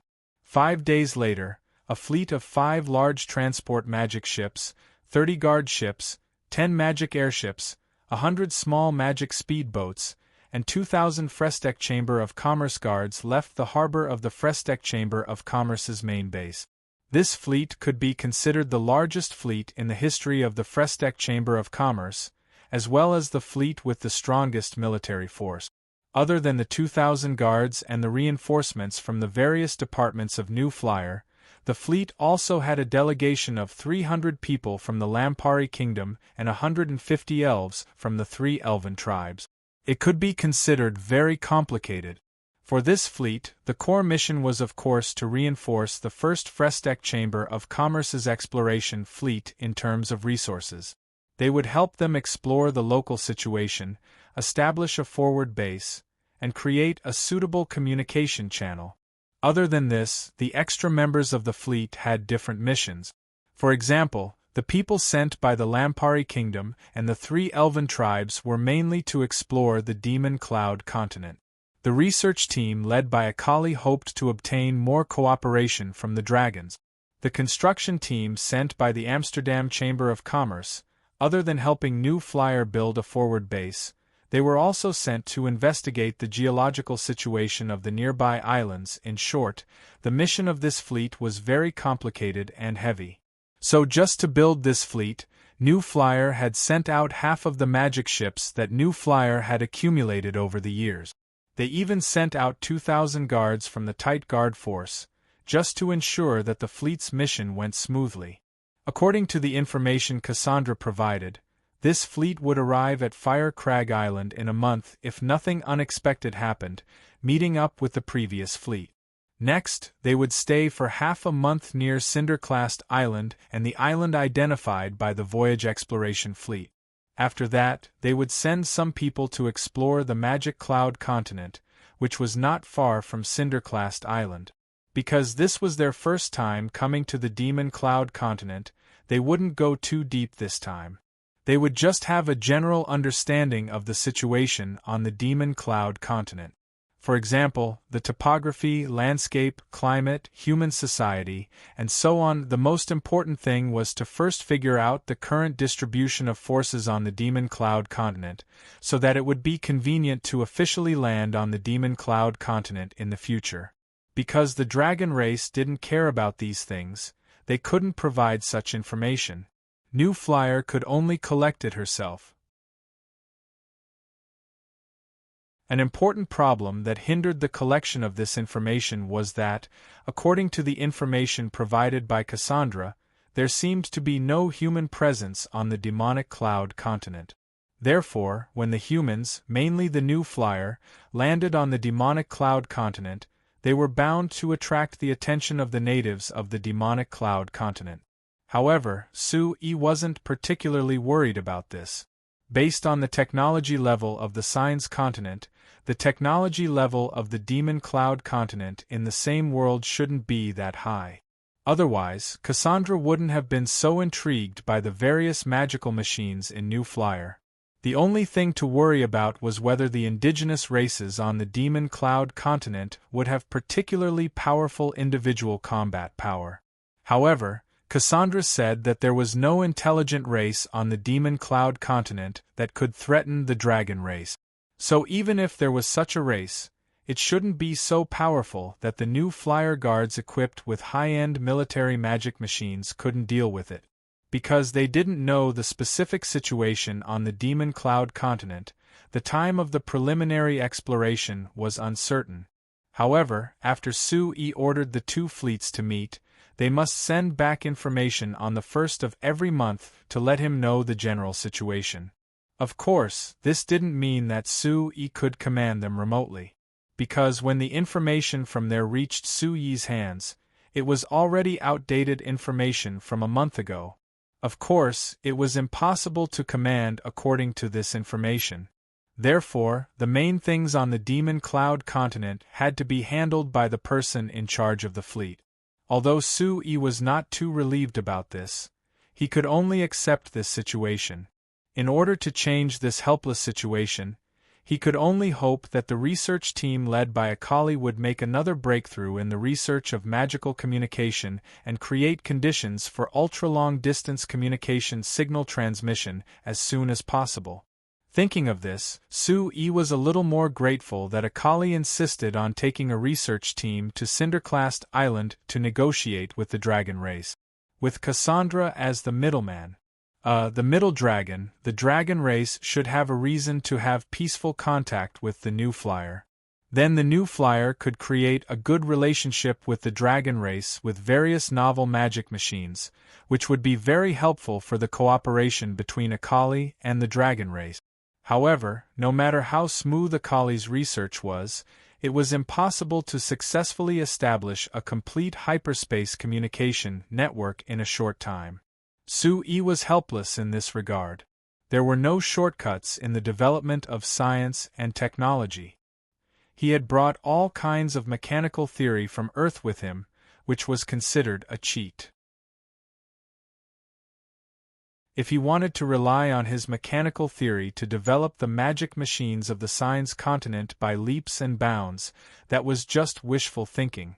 In the beginning, he played a huge role in the development of the magic machine industry, but the reason was that before him, Signs was simply a blank in this area. Now, with more than 10 years of development, promotion, and research, the specialization of the magic machine industry on Signs had gradually strengthened and gradually entered the stage of having a clear classification and specialization. Even Su-Yi could not know every aspect of the magic machine industry like the back of his hand. He might still be the undisputed leader in mechanical theory on this continent, but when it came to magic, that was not necessarily the case. At the end of the day, even if he was a very powerful 5-star archmage, he was still not a magister. In terms of high-end magic research, he still could not compare to those real magisters. However, in terms of the most basic research, which was also the most fundamental research, Su-Yi was still far ahead of all other magicians. As early as 7 years ago, Su-Yi had already proposed to directly analyze magic data in an attempt to turn magic, which was previously extremely mysterious in the eyes of magicians and ordinary people, into a subject that could be professionally analyzed. After more than 2 years of research with mentor Carmilla, Su-Yi publicly published the paper Magic Data Analysis 4.5 years ago, officially bringing this theory to the entire circle of magicians in Signs. After many successful experiments, and the new Flight College's successful teaching of magic to many ordinary people who were thought to have no magical talent, the magicians in Signs gradually accepted this novel theory. Now, on Signs, this theory had basically been popularized, changing the way magic research was conducted on the entire continent.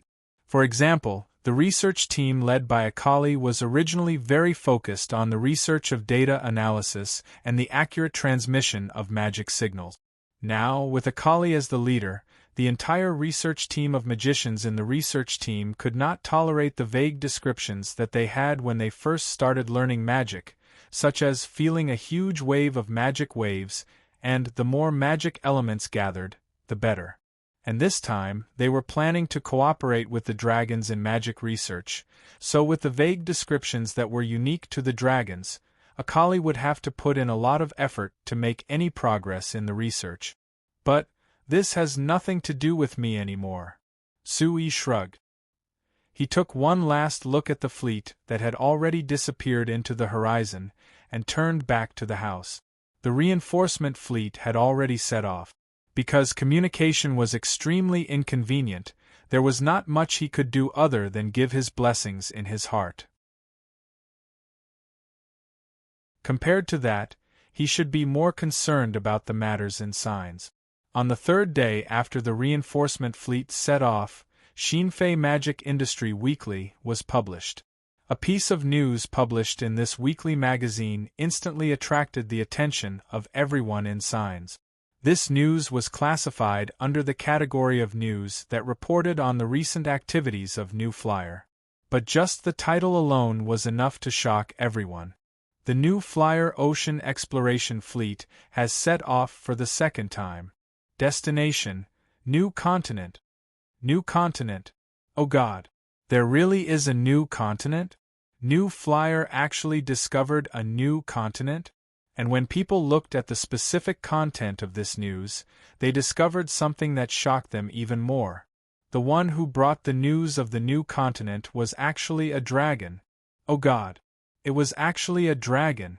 It was actually a dragon that only existed in legends. New Flyer's ocean exploration fleet actually encountered a dragon. New continent, dragon race, these two words were like two sharp knives, easily stabbing into everyone's hearts. These two things had been passed down in signs for thousands of years, and had already become legends. Almost no one believed that these things really existed. But now, New Flyer had actually confirmed the existence of these two things in a single breath. Everyone's first reaction was that this was simply a joke. But then they thought that New Flyer didn't need to make such a bad joke.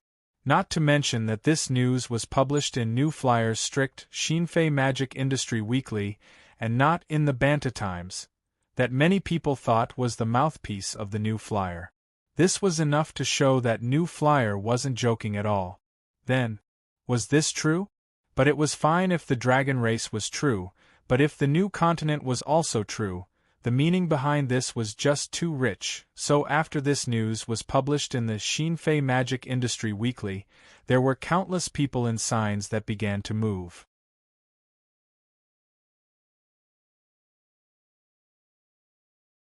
Chapter 1038. There was a cold wind that blew, and Russell, who was walking quickly, felt a chill on his neck. He couldn't help shivering as he buried his head deeper, while moving even faster into the royal palace. Looking at the Emperor's private study that was several hundred meters away, Russell gave a sigh in his heart. In this cold weather, he should have stayed in his room and enjoyed the warmth of the magic air conditioner.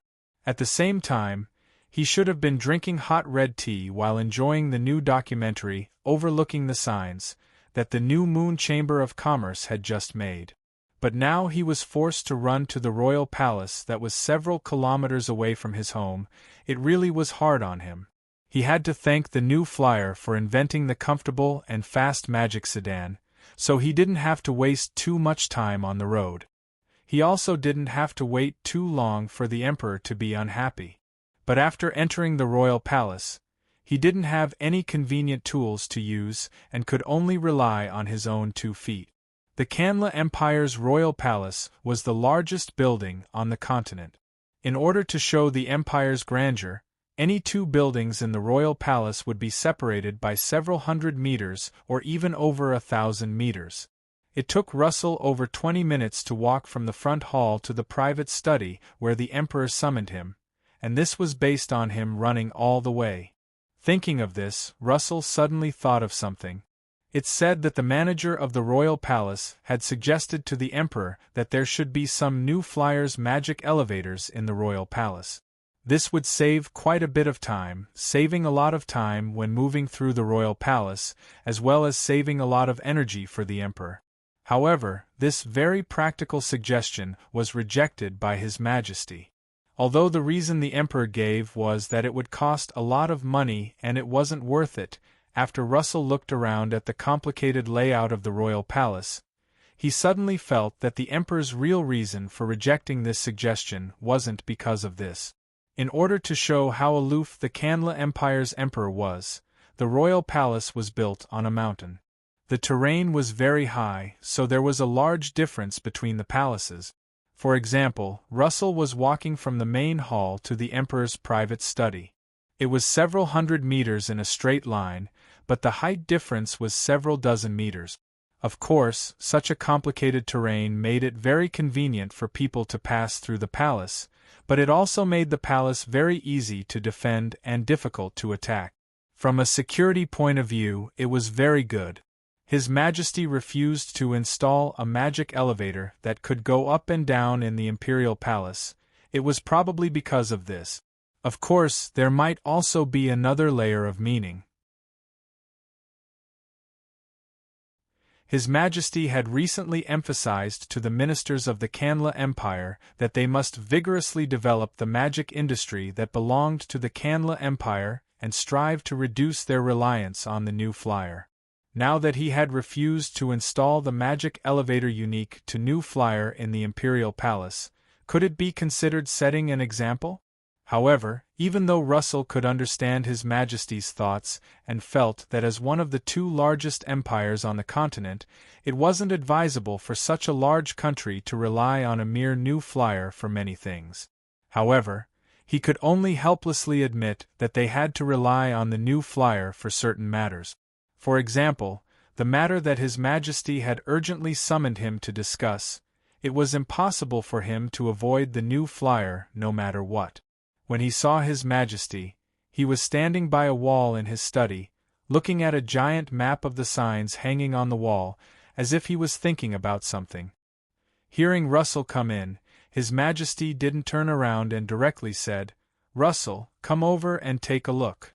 Luo Su hurriedly threw the coat he had taken off to the maid and quickly walked over. "Your Majesty, I'm late, please forgive me." His Majesty Kandra Emperor shook his head and picked up a stick beside him, pointing at where the Kanla Empire was on the map. "Russell, do you see this?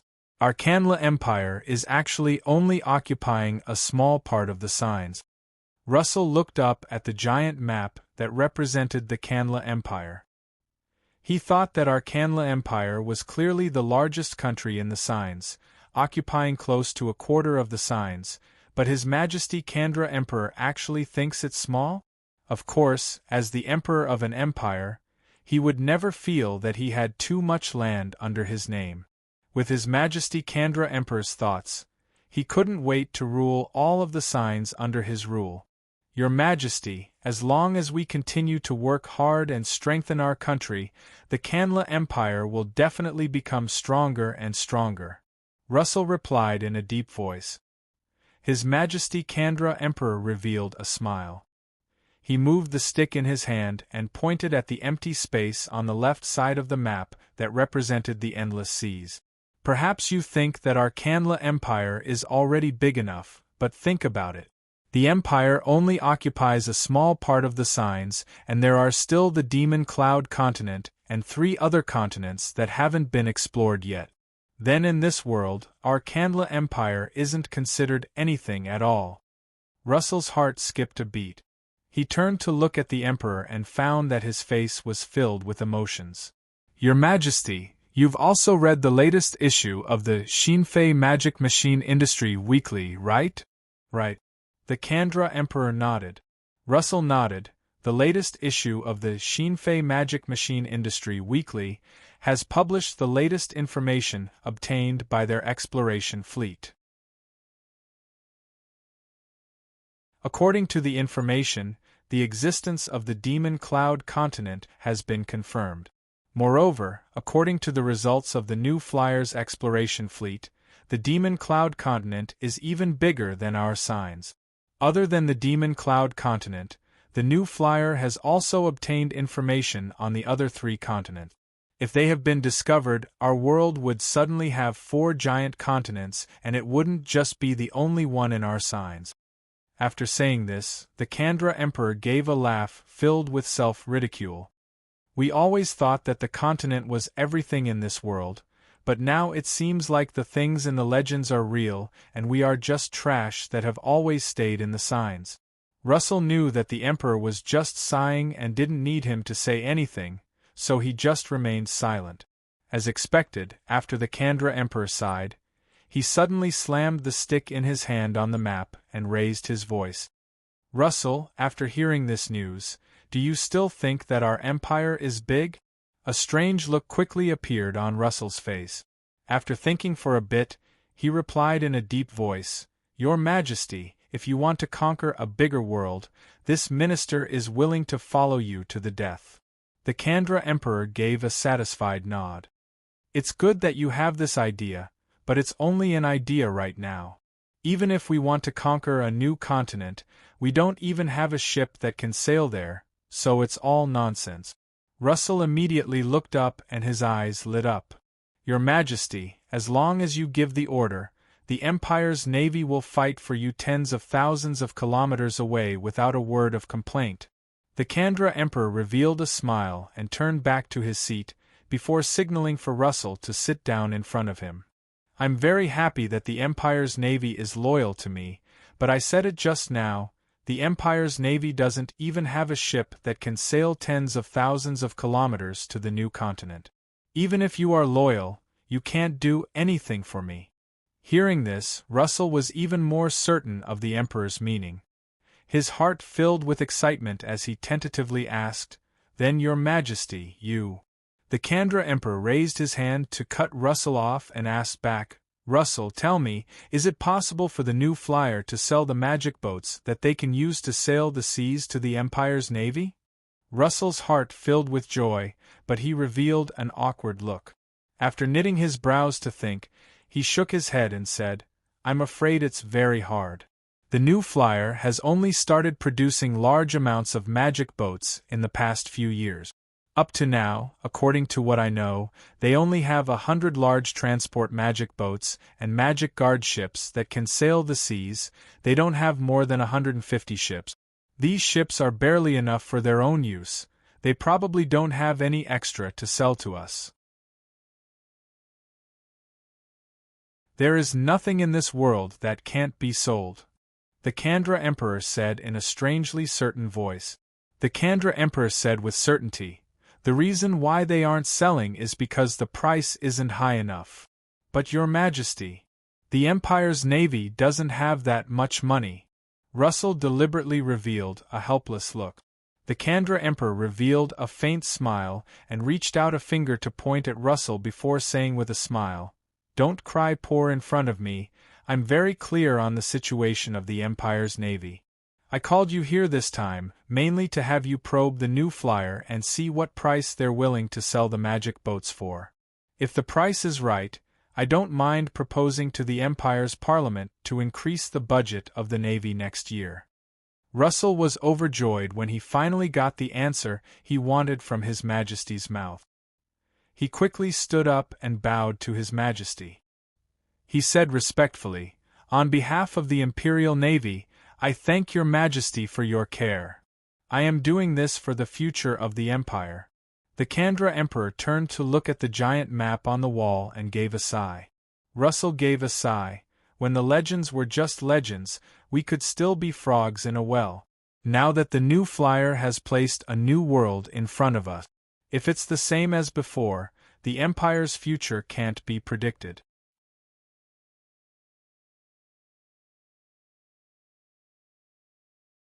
Chapter 1039. Because of the news of the new continent, it wasn't just the Kanla Empire that was moving. The year 300-800, according to Earth, it should be the first year of the new era. When the first spring breeze blew across the signs, the second fleet sent by the new flyer to the new continent sent back the 10th exploration report of the Demon Cloud continent to the new flyer headquarters. After this exploration report was filtered, a part of it was published in the Frestec Magic Machine Industry Weekly, the Banta Times, and the other newspapers. It immediately ignited the passion of everyone on the Signs continent. Since the new flyer released the first piece of information on the new continent last September, they would release new pieces of information on the new continent each month. The people of the Signs became more and more interested in the new continent as the new flyer released more and more information. The legends of the new continent had been spread on the Signs continent for thousands of years. Now that the Frestec Chamber of Commerce had discovered the true new continent through their explorations, they were slowly unraveling the mysteries of the new continent bit by bit. It made everyone yearn to understand the new continent and even wanted to personally go to the new continent to experience this new world. According to the information released by the new flyer, there were very few people on this continent called the Demon Cloud continent. Other than the dragons they met outside the continent, after the new flyer's exploration team landed on the Demon Cloud continent, they had explored an area of over 500 square kilometers in 10 months, but they had only found a few locals. What was very surprising was that among the locals of the Demon Cloud continent, the ones that they had found the most were the infamous gnomes that only existed in legends on the signs. Other than this, the New Flyers exploration team had also met 2 gnome tribes that had migrated from the signs. As for the others, they hadn't found anything yet. The information released in the 10th Exploration Report was mainly focused on the first phase of the forward base that the New Flyer had chosen on Dawn Island near Fire Rock Island. According to the plan, the New Flyer would continue to invest in this base, while choosing a location on the coast of the Demon Cloud continent near Dawn Island to build a true forward base, laying the foundation for further exploration of the Demon Cloud continent. When the New Flyer announced this, they also announced that in order to better explore the Demon Cloud continent, the New Flyer sincerely invited people from all walks of life in signs to join them in exploring this unknown new world. Many people were puzzled by the announcement of this news. The value of this new continent was incomparably large. Everyone felt that after the New Flyer had this first-hand information, they should have enjoyed this information alone and then slowly digest the value of this new continent. However, the Frestek Chamber of Commerce had openly announced this precious information to the entire Signs continent, even inviting others to join them in exploring the new continent. Why was the New Flyer doing this? Flyer Signs Flyer? This wouldn't be a scam from the New Flyer, right? It was no wonder people doubted the motives of the New Flyer, because this move really didn't make sense. The most important thing was that from beginning to end, the information that the Frestek Chamber of Commerce announced about the new continent and the legendary dragon race and halflings were all just the Frestek Chamber of Commerce's side of the story. There was almost no one who had seen the real thing. If it wasn't for the good reputation of the New Flyer, there would have been people who would have accused the New Flyer of deceiving the public. But since there were people who doubted it, naturally there would be people who believed it. Compared to the doubt of the normal citizens, the countries of the Signs continent that were supposed to be the most cautious had a higher degree of trust in this. After the 10th announcement from the New Flyer, there were a bunch of cooperation requests and orders for the magic boats that were sent to the New Flyer headquarters. The cooperation requests were of course to cooperate with the New Flyer and participate in the exploration of the new continent. As for the magic boat order, naturally there was a deeper meaning behind it. Sir Chairman, do we really want to sell the magic boats? The previous manager of the New Flyer shipyard, the current chairman of the Shinfei Shipping Chamber of Commerce, Ike Kulug looked at the orders in his hand and deeply knit his brows. We don't even have enough ships for ourselves, how can we sell them to others? So the most important thing is to increase production and increase the output. My plan is for you to cooperate with several other companies and subcontract the parts of the ship. You can also hand over the casting of the ships to other companies, which can greatly reduce the pressure on you. Other than that, you can train one or several other companies and have them grasp the shipbuilding technology, indirectly increasing the output. The headquarters will support you on this, so you don't need to worry too much. Hearing Su-Yi say this, Kulug's tightly knit brows became even deeper and his face was filled with unwillingness. Sir Chairman, you want to give away our precious technology again? After hesitating a bit, Kulug gritted his teeth and continued, Sir Chairman, if it was before, as long as you said a single word, I would have obeyed even if I wasn't willing. But now that the shipyard has been separated from the company, you want us to decide our own development path and be responsible for our own profits and losses. So I feel that your suggestion for us, I'm afraid it isn't a good thing. So you want to reject my suggestion? Kulug scratched his head, looking very awkward. If Sir Chairman insists, of course I will obey your orders. But... Su-Yi patted his shoulder with a smile. If you're really not willing, of course I won't force you to agree. But Kulug, it's best if you seriously consider it. Is my suggestion more beneficial or harmful to the development of the shipping company? Don't give yourself an answer too quickly. Think about the history of our new flyer's development and perhaps you'll find an answer. Seeing Kulug deeply knit his brows and slowly walk away while thinking, Sui couldn't help shaking his head. Separating the departments of the Frestec Chamber of Commerce and forming their own companies, although it would reduce the burden on the high-level members of the Frestec Chamber of Commerce, especially Sui, it would make the departments more eager to develop and increase the vitality of the company. But the consequences of this was that the departments now had their own ideas. They wouldn't just ignore everything like before and only listen to the orders of the chairman. If it was before, Sui could just give an order and hand over whatever technology he wanted. Other people would only question it and wouldn't refute it. But now that he wanted the shipping company to release some of their shipbuilding technology and promote the shipbuilding industry on the signs, especially the development of the magic boat industry, Kulug was shaken. Of course, he wouldn't force Kulug because this was a change of thought that he had to go from a manager to a chairman. If Kulug could free his thoughts, he could keep working in this position. If he couldn't, Sui wouldn't show mercy. Of course, even if Kulug suddenly became powerful and started developing the ship industry with the other companies of the continent, with the current iron magic boat shipbuilding industry on the Signs continent, it would take several years for it to reach this scale. So even if the new flyer accepted the orders for the magic boats, especially the large magic boats, they wouldn't be able to deliver them in a short period of time. It was a good thing that all the customers were clear on this fact, so they didn't dare rush them and could only bitterly wait. According to Sui's initial estimates, it would take around 5 years before the new flyer would be able to complete the first batch of orders. This meant that in at least 5 years, the Signs would be able to form a fleet outside of the new flyer. Then in these 5 years, the new flyer would be able to monopolize the information and resources of the new continent for 5 years. The new flyer had to make enough achievements in these 5 years. That way, they would be able to establish an unbreakable advantage in the Great Signs Voyage era that would begin in 5 years. As for what the people of the company were worried about, when the other countries and powers obtained the ability to sail the seas, they would definitely participate in the development of the new continent. This would greatly affect the benefits that the new flyer would obtain in the new continent. Sui didn't doubt this, but he wasn't worried about it either. In the end, the new flyer was just a company.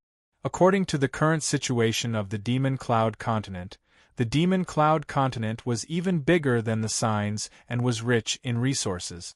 If it was just the new flyer, it was almost impossible to develop the entire Demon Cloud continent. This was because whether it was manpower or resources, the new flyer would be lacking in them.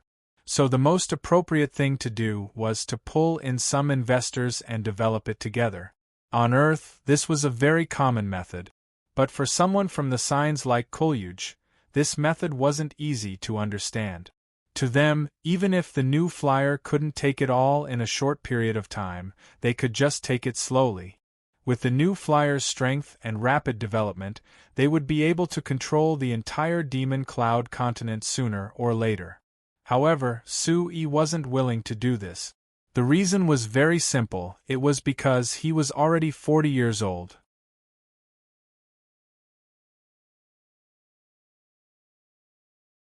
Chapter 1040. The news of the new continent had whetted the appetites of all the countries on the continent, but they also understood that without the ability to sail across the ocean, there was no meaning in discussing this. Compared to this, it was more important to stabilize their development first because only then would they have a chance to grasp the opportunity to develop the new continent. If they fell behind before this, naturally there was no need to mention anything. So as the news of the new continent was released bit by New Flyer, the other countries on the Signs began investing more and more in developing the magic machine industry. The companies under the Frestec Chamber of Commerce received cooperation requests from the companies, countries, and other powers of the continent every day, so everyone in the Frestec Chamber of Commerce was very busy. Actually, the busiest and most popular one was without a doubt the Xinfei Household Magical Machine Chamber of Commerce led by Encanto. Now that the household magic machines were deeply rooted in science, everyone understood that the household magic machines could bring great convenience and comfort to their lives, so there were more and more companies investing in the household magic machine industry. Just in the first 4 months of this year, there were over 100 companies that applied to buy household magic machine technology from New Flyer. The technology they bought included all the technology that New Flyer officially sold to the outside world. In order to satisfy the large demand from the outside world, New Flyer responded to the calls of countless people and announced at the beginning of this year that it would release 37 household magic machine technology. This included the magic air conditioner, magic refrigerator, and other high-end products that New Flyer had never announced to the public. Like this, all the household magic machine technology the Frestec Chamber of Commerce could produce would be transferred. It would allow the household magic machines that the Frestec Chamber of Commerce only had before to be produced by other companies, so the Frestec Chamber of Commerce had lost their monopoly. Of course, New Flyer was far ahead of the other companies in terms of technology and craftsmanship. Even if it was the same thing, New Flyer's products were clearly better than the other companies' products in terms of quality and performance. In addition, the New Flyer had already become the symbol of magic machines in the hearts of signs. It had an extremely high reputation, so no matter which country, the Xinfei brand of household magic machines was still the most popular product. There was absolutely no shortage of sales. After entering June, this advantage was once again manifested like in previous years. According to the report from the Xinfei Household Magical Machinery Chamber of Commerce, the sales volume of Xinfei brand household magical machinery this year had greatly increased compared to last year. In the month of May alone, the total sales volume was as high as 1.7 million gold coins. However, after careful calculation, they found that compared to last year, the net profit of the Xinfei Household Magical Machinery Chamber of Commerce had increased quite a bit, but it was obviously lower than the increase in sales. The reason for this phenomenon was due to the increasing number of companies that could manufacture household magic machines. At the same time, the price of various raw materials was constantly rising. Coupled with the increase in labor costs, the cost of manufacturing household magic machines had obviously increased, causing the profit margin to decrease. In the first few years of New Flyer, the lowest profit margin of the Xinfei brand household magic machines was over 50% and the highest was a shocking 80%. Over the years, with the popularity of household magic machines, the profit margin of the Xinfei brand household magic machines had been decreasing. According to the statistics this year, among the Xinfei brand household magic machines, the magic air conditioner, which had the highest profit margin, only had a profit margin of less than 30%, and the magic lamp, which had the lowest profit margin, only had a profit margin of less than 10%. Based on this phenomenon, it could even be said that the era of large profits for household magic machines had passed. Although this was something that Sui had expected, he never thought that it would appear this quickly. It had to be known that on Earth, this kind of situation only appeared after developing for several decades. In signs, it had only been 16 years since household magic machines had appeared. But after carefully thinking about it, Sui could only helplessly admit that this situation was brought on by him. Because he had always had the idea of promoting the magic machine industry, he didn't hold back on the household magic machine technology. Now that there were many companies that had the ability to manufacture household magic machines, this directly divided the sales volume of the Xinfei brand household magic machines and created competition, reducing the profits of the Xinfei brand household magic machines. The increase in the cost of raw materials and labor was also related to him. Let's talk about labor first.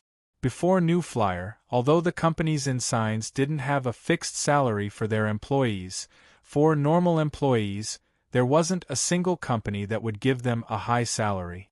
For example, 17 years ago when New Flyer had just been established, the highest salary the companies in Banta City gave was only 10 gold coins a year. When New Flyer had just been established, they actually gave their normal employees a high salary of 5 gold coins a month. Counting it all, that was over 60 gold coins a year. This salary for Banta City, where most people barely didn't starve, and for the entire Lampari Kingdom, it was an exaggerated amount. Almost everyone in Banta City thought that New Flyer and Sue were crazy. But it was because of this that New Flyer was able to quickly hire enough people, quickly meeting their large production need. So in the beginning, New Flyer didn't even suffer from a lack of production.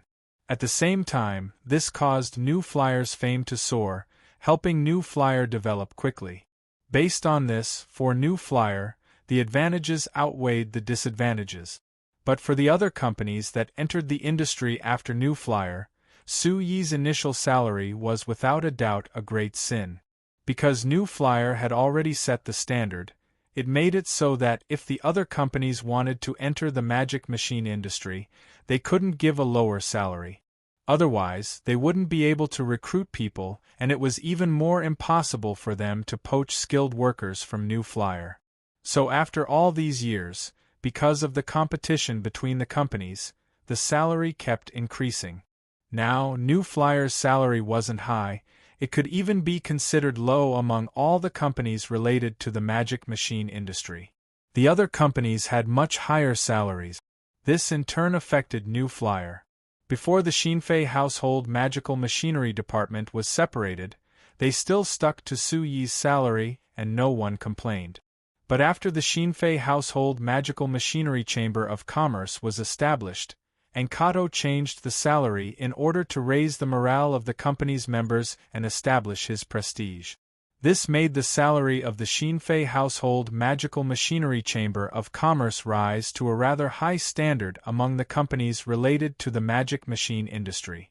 As a result, the labor costs of the Xinfei Household Magical Machinery Chamber of Commerce immediately soared. Just in the month of May, just the salary and various benefits had reached 630,000 gold coins, a huge increase compared to before. This greatly increased the cost of Xinfei household magical machinery. Then there was the matter of raw materials. When New Flyer had just been established, the people of the signs didn't pay much attention to the raw materials needed to produce magic machines. So among the raw materials needed by the Xinfei Chamber of Commerce, the most expensive were the magic materials needed to draw magic arrays. As for the iron ores, although they were controlled by the Fulcao Chamber of Commerce, the price wasn't high. As for the equally important magic crystals, because they were everywhere, it could be said that they weren't worth much. Afterwards, as the magic machine industry became more and more important, all the countries on the continent began to pay more and more attention to the raw materials related to the magic machine industry. Naturally, the price of these raw materials also increased. Take the iron ores, for example. In the first few years, New Flyer only bought iron ores from the Fulcao Chamber of Commerce for around 2 gold coins per ton. The pig iron that had already been smelted was only around 10 gold coins per ton. But this year, according to the Fulcao Chamber of Commerce's latest price announcement in June, the iron ores had already reached 6 gold coins per ton. The iron ores had risen to 6 gold coins per ton and pig iron to 27 gold coins per ton. Compared to before, it had more than doubled. Even the magic crystals that weren't worth much before, other than the high-quality ones, no one would even spare a glance at them. Now that they had become a necessary energy source for all magic machines, the price had increased greatly. Take the magic crystals that New Flyer bought from the Kanla Empire that met the medium standard, the price had already reached 93 silver coins per ton. Moreover, because of the large demand for magic crystals, the price had increased very quickly. At this time last year, it was only 76 silver coins per ton, but it had already risen to 93 silver coins per ton in a single year. With this speed, it wouldn't be difficult to break through 1 gold coin per ton this year. The demand for raw materials crazily increased along with the price, naturally creating a series of problems. First was that the various countries on the signs had increased their control over raw materials. With the Kanla Empire and the Mala Empire as the leaders, there were many countries that didn't export raw materials at all. Even the only company in the Kanla Empire that traded raw materials was New Flyer. The reason was because New Flyer was the only company that knew how to smelt iron, non-ferrous metals, and magic crystals. Adding in the fact that the Kanla Empire and New Flyer had many cooperation projects, New Flyer could continue to buy raw materials from the Kanla Empire without any restrictions. However, no matter how much they received benefits, the price of these raw materials had greatly increased, increasing the cost of making magic machines. If New Flyer was like this, it could be imagined how the other companies and countries on the continent were. It was fine for the countries that had enough raw materials, but for the countries that didn't have enough raw materials, naturally they had to think of other ways to solve this problem. Among these methods, the most common and easiest one was war.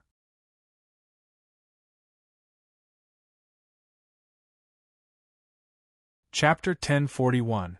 The year 3800 of the continental calendar, the first year of the new century, was clearly not a peaceful year.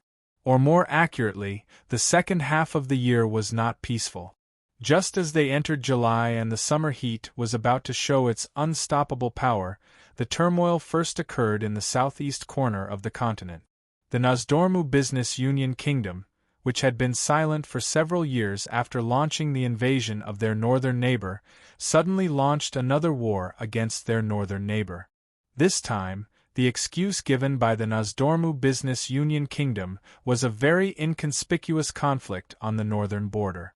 But after the war started, the Nozdormu Business Union Kingdom's stance was not just to resolve a small conflict, but to prepare for an all-out war. Relying on the large amount of military magic machines obtained through their close cooperation with the New Flyer, the Nozdormu Business Union Kingdom's army had a fighting strength far greater than that of the neighboring countries. Coupled with the Nozdormu Business Union Kingdom's extraordinary financial resources, it only took a month and 10 days for the Nozdormu Business Union Kingdom to completely occupy the 2 small duchies in the north. They also occupied a large portion of the other kingdom that they had swallowed in the last war. The 2 small duchies declared their demise, and the kingdom that the Nozdormu Business Union Kingdom occupied was also greatly weakened and unable to recover. At the same time, to the west of the Nozdormu Business Union Kingdom, less than 1,000 kilometers away, the Welsh Duchy was also restless. In July, the Welsh Duchy suddenly invaded their eastern neighbor, the Tomor Duchy, without declaring war.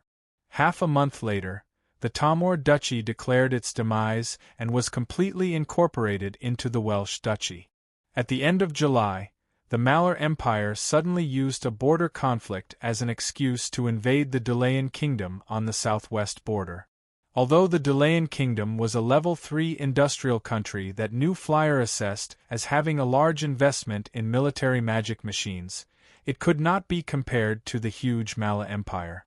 After resisting with difficulty for a month and a half, the Delayan Kingdom fully surrendered to the Mala Empire and announced that they would cede over 1,300 square kilometers of land on the border with the Mala Empire to the Mala Empire, as well as open up all the mineral resources in the country to the Mala Empire. In the middle of August, the Kanla Empire did not want to be left behind and also made a move. However, the Kanla Empire did not start a war. Instead, they announced to the world that the Norton Duchy would be incorporated into the Kanla Empire and become part of the southwest province of the Kanla Empire. As soon as the news spread, it immediately caused a commotion among the countries in the southwest corner of Signs. Even though the Norton Duchy was only a small duchy, its geographical location was very unique. It was located right in the middle of the main road that led to the Kanla Empire. If one wanted to go east or northeast from the southwest corner of the continent, other than going over 1,000 kilometers from the southern part of the Endless Sea, the other two paths had to pass through the Norton Duchy.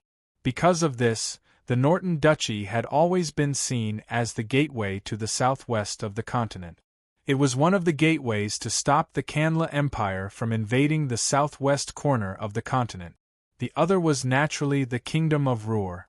After the Norton Duchy was incorporated into the Kanla Empire, the Kingdom of Ruhr was the most anxious about it. This was because before this, the border between the Kingdom of Ruhr and the Kanla Empire was only in the east of the Kingdom of Ruhr and a small area in the southwest of the Kanla Empire. Previously, when the Kanla Empire invaded the Kingdom of Ruhr twice, the Kingdom of Ruhr was able to successfully resist the invasion mainly because of the support of the new flyer. They relied on a large number of military magic machines to gain an absolute advantage on the battlefield. However, geographical factors were also very important. Now that the Norton Duchy was incorporated into the Kanla Empire, the border between the Kingdom of Ruhr and the Kanla Empire became the border between the Kingdom of Ruhr and the Kanla Empire. This meant that the northern part of the Kingdom of Ruhr was directly exposed to the Kanla Empire. Even when the Kingdom of Ruhr had the advantage in military magic machines, it was still extremely difficult for them to resist the all-out attack of the Kanla Empire. Now that the northern border was wide open, the Kingdom of Ruhr had lost their geographical advantage. In addition, the Kanla Empire had been working closely with the new flyer and had made great progress in military magic machines. Even though the Kingdom of Ruhr still had an advantage in this area, it was extremely small. Therefore, the news of the Norton Duchy being incorporated into the Kanla Empire carried a hidden danger to the Kingdom of Ruhr. If the Kanla Empire once again launched a large-scale invasion, the fate of the Kingdom of Ruhr would be in danger with its current strength. Don't worry too much.